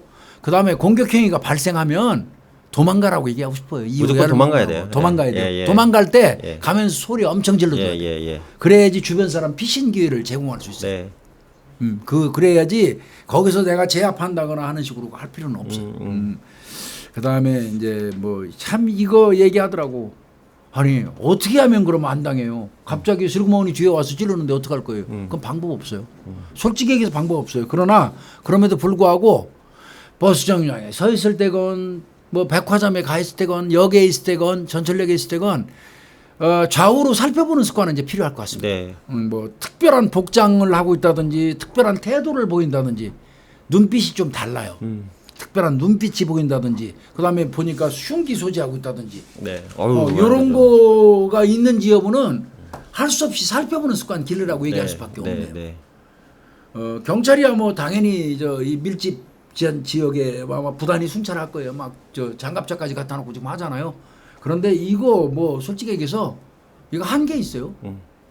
언제까지 다른 거 안 하고 거기만 가서 배치되어 있을 거예요. 그렇죠. 경찰력이 투입될 때가 많으니까. 이거는 뭐 지금 당분간은 그렇게 하겠지만 그래서 나는 차제에 이 얘기를 하고 싶어요. 거기다 배치하면 뭐 하냐고요. 아주 보다 현실적인 얘기하고 싶어요. 네. 여기다 경찰을 배치하면 뭐 하냐고. 사고가 나면 잡으라는 얘기거든요. 기다렸다가 현장 막치게 하라는 얘기밖에 없어요. 예방 수단이 없어요. 왜? 검문 검색이 없어요. 옛날에는 경찰이 서 있다가 가방 막 뒤지고 이렇게 보고 능동적으로 이상하다고 판단되면 죄송하지만 가방 좀 봅시다 해서 봤어요. 그 인권 침해잖아요 지금은. 그러면 저 밀집한 쪽에 가서 서서 뭐 할 건데 사건 터지면 쫓아가 잡는 거거든요. 때는 느질이에요. 그 지금쯤은 이제 경찰도 그 인권 침해 독재 시대 때 이 경찰 아니잖아요. 검문 검색 부활해도 상관없다고 저는 생각해요. 그래야지 예방하죠. 아니, 그리고 비행기 탈 때 하잖아요. 그러니까 왜 못해요 이거 생각해보고 숙박업소 같은 것도 지금 숙박부 조사하는 거 없어졌잖아요. 이것도 부활한다고 그래서 뭐가 문제가 됩니까? 이제 너무 기후에 빠져서 옛날 독재 시절에 그 어떤 인권 탄압 시대 그것 때문에 검문 검색도 없어지고 숙박부 기재하는 것도 없어지고 뭐 이런 거 한데 지금은 살려도 된다고 생각해요. 여기 가서 백날 서 있으면 뭐해? 서서 뭐 한다고? 그냥 범인이 내 경찰 얼굴 보고 알아서 하지 말라는 얘기밖에 더 있냐고. 효과라고는. 아니면 터지면 출동하는 시간 줄여서 거기서 잡는 것밖에. 그렇죠. 사전에 예방하는 게 중요하잖아요. 검문 검색 좀 살렸으면 좋겠고요. 고정 배치 이거 효율성 없습니다. 검사하고 법원 엄벌받게 해줘야 되겠죠. 네, 그래서 계속 뭐 법이 없고 규정이 약하다고 하니까 네. 그래서 계속 주장하는 게 그 국민 시민 전체로 당신들 누구든 걸리면 찔를 거야 그러면 처벌하는 저희가 전 있어야 된다고 생각합니다. 네, 그렇게 말이라도 예. 다 겁먹으니까. 검사 영장 신청해주고 판사도 일벌받게 차원에서 테러에 준해서 좀 해주었으면 좋겠어요. 교수님 형법 대학교 1학년 때 배웠을 때 아시잖아요. 상대방을 겁을 줬는데 저 사람이 겁을 안 먹으면 아무 소용이 없지만 내가 저기 뭐 바게트 빵을 흔들었지만 상대방이 그 칼로 보고 겁먹으면 처벌할 수 있다 이러잖아요. 그러니까 기준이 바뀌어요. 그다음에 언론한테 마지막으로 부탁하고 정리합시다. 너무 무차별적으로 무차별적으로 네, 보도하지 좀 맙시다. 똑같아요. 네. 수사기관하고 좀 논의 좀 해서 예, 이런 예. 경우에는 너무 내보낼 거 안 내보낼 거 좀 구분 좀 해갖고 예. 보도했으면 좋겠어요. 예. 뭐 알권리 입에 붙이면 알권리인데 알권리가 사람 잡아요. 네. 알권리 누가 적당히 뭐 반대할 사람 없어요. 네. 그 무작위 범죄에 관한 수사기관하고 좀 논의 좀 해가지고 네. 무차별 보도 안 했으면 좋겠고요. 네, 네. 선정적인 보도 태도도 좀 네. 자제하고요. 네. 그다음에 보도만 일방적으로 하면 안 돼요. 대책도 반드시 제시해야 돼요. 그러니까 이게 너무 급하게 하다 보니까 돌아가시지 않은 대로 돌아가셨다고 막 그러니까 그러고 무슨 대책도 없이 그 네. 써대려면 그건 언론의 예. 제 기능이 아니에요 이거. 사건만 그렇게 얘기해가지고 그리고 사건 발생이 딱 나면 초기부터 무작정 정부나 해당 어떤 관청에 대한 비난에 집중해요. 네. 그 수습 후에 보도해도 되거든요. 그거는 그 사건 희생양 삼기에 제일 앞장서서 일본어로 나서는 게 언론이에요. 그거 아니에요. 그러니까 일단 현상만 보도하고 제대로 정부나 이런 데서 못한다면 그때 물고 늘어서 그냥 끝장 보고 보도해도 되잖아요. 그러니까 교수님 제가 이 말 마지막으로 하면 이렇게 언론의 좀 수준, 그러니까 언론사를 어디 지칭 안 하겠고 이렇게 질문 이번에 받으면서 느낀 게 어떤 언론사는 이 문제점 뭐라고 생각하세요? 누가 잘못했다고 생각하세요? 이런 기준가 있는가 그거밖에 하면 없어요. 수준이 딱 그 정도야. 수준이 되는 좀 언론사는 전화 와서 뭐가 문제라고 생각하세요? 여기까지 질문한 다음에 그럼 교수님 이거 어떻게 앞으로 막아야 될까? 대안은 뭐 있으세요? 그러고 얘기했다가 얘기를 하면 다른 교수님이 이렇게 얘기하시는데 그건 또 의견은 어떻게 생각하시나요? 이렇게 그렇죠. 몇 가지 이렇게 덧대서 물어보더라고요. 그게 맞는 저는 거지. 그게 수준 있는 언론사 생각합니다. 이거 뭐 사건 초기에 뻥 터지면 무작정 희생양 찾기부터 예, 골몰하는 누가 잘했냐고 언론 보도 태도 예. 그게 딱 하이에나라는 거예요. 그게. 예. 그러니까 잘못된 거고요. 마지막으로 뭐 드릴 말씀은 우리 모두는 우리 스스로가 우리 이 자의에 의해서 범죄자가 안 될 수는 있어요. 네. 그렇지만 언제든지 범죄 피해자가 우리는 될 수 있어요. 타의에 의해서. 예. 타의에 의해서. 네. 내가 예상하지 못한 시간, 네. 장소에서. 네, 네. 그러니까 범죄자는 내가 내 의지로 안 할 수 있어요. 그런데 피해자는 방법이 없거든요. 이거 항상 명심했으면 좋겠어요. 네. 어쩌면 우리 사건 의뢰가 존재하는 이유도 그걸지도 몰라요. 네. 이번 사태를 계기로 우리 사회가 더 안전해야 된다는 거에 대해서 공감대가 형성되고 있어서 저는 이건 참 그나마 다행이라고 생각하고요. 잘 될 겁니다. 피해자분들 안 돌아가시고 빨리 다 회복하셨으면 좋겠어요. 그리고 많이 돌아가신 다쳐서. 분들 저희들이 예. 명복을 빌고요. 예. 그래서 뭐 이번 시간은 한 2시간을 할애해 가지고 아무래도 이거는 좀 그냥 우리가 한 번 정도는 다뤄봤으면 좋겠다 싶어서 했으니까 아이고 장시간 고생했습니다.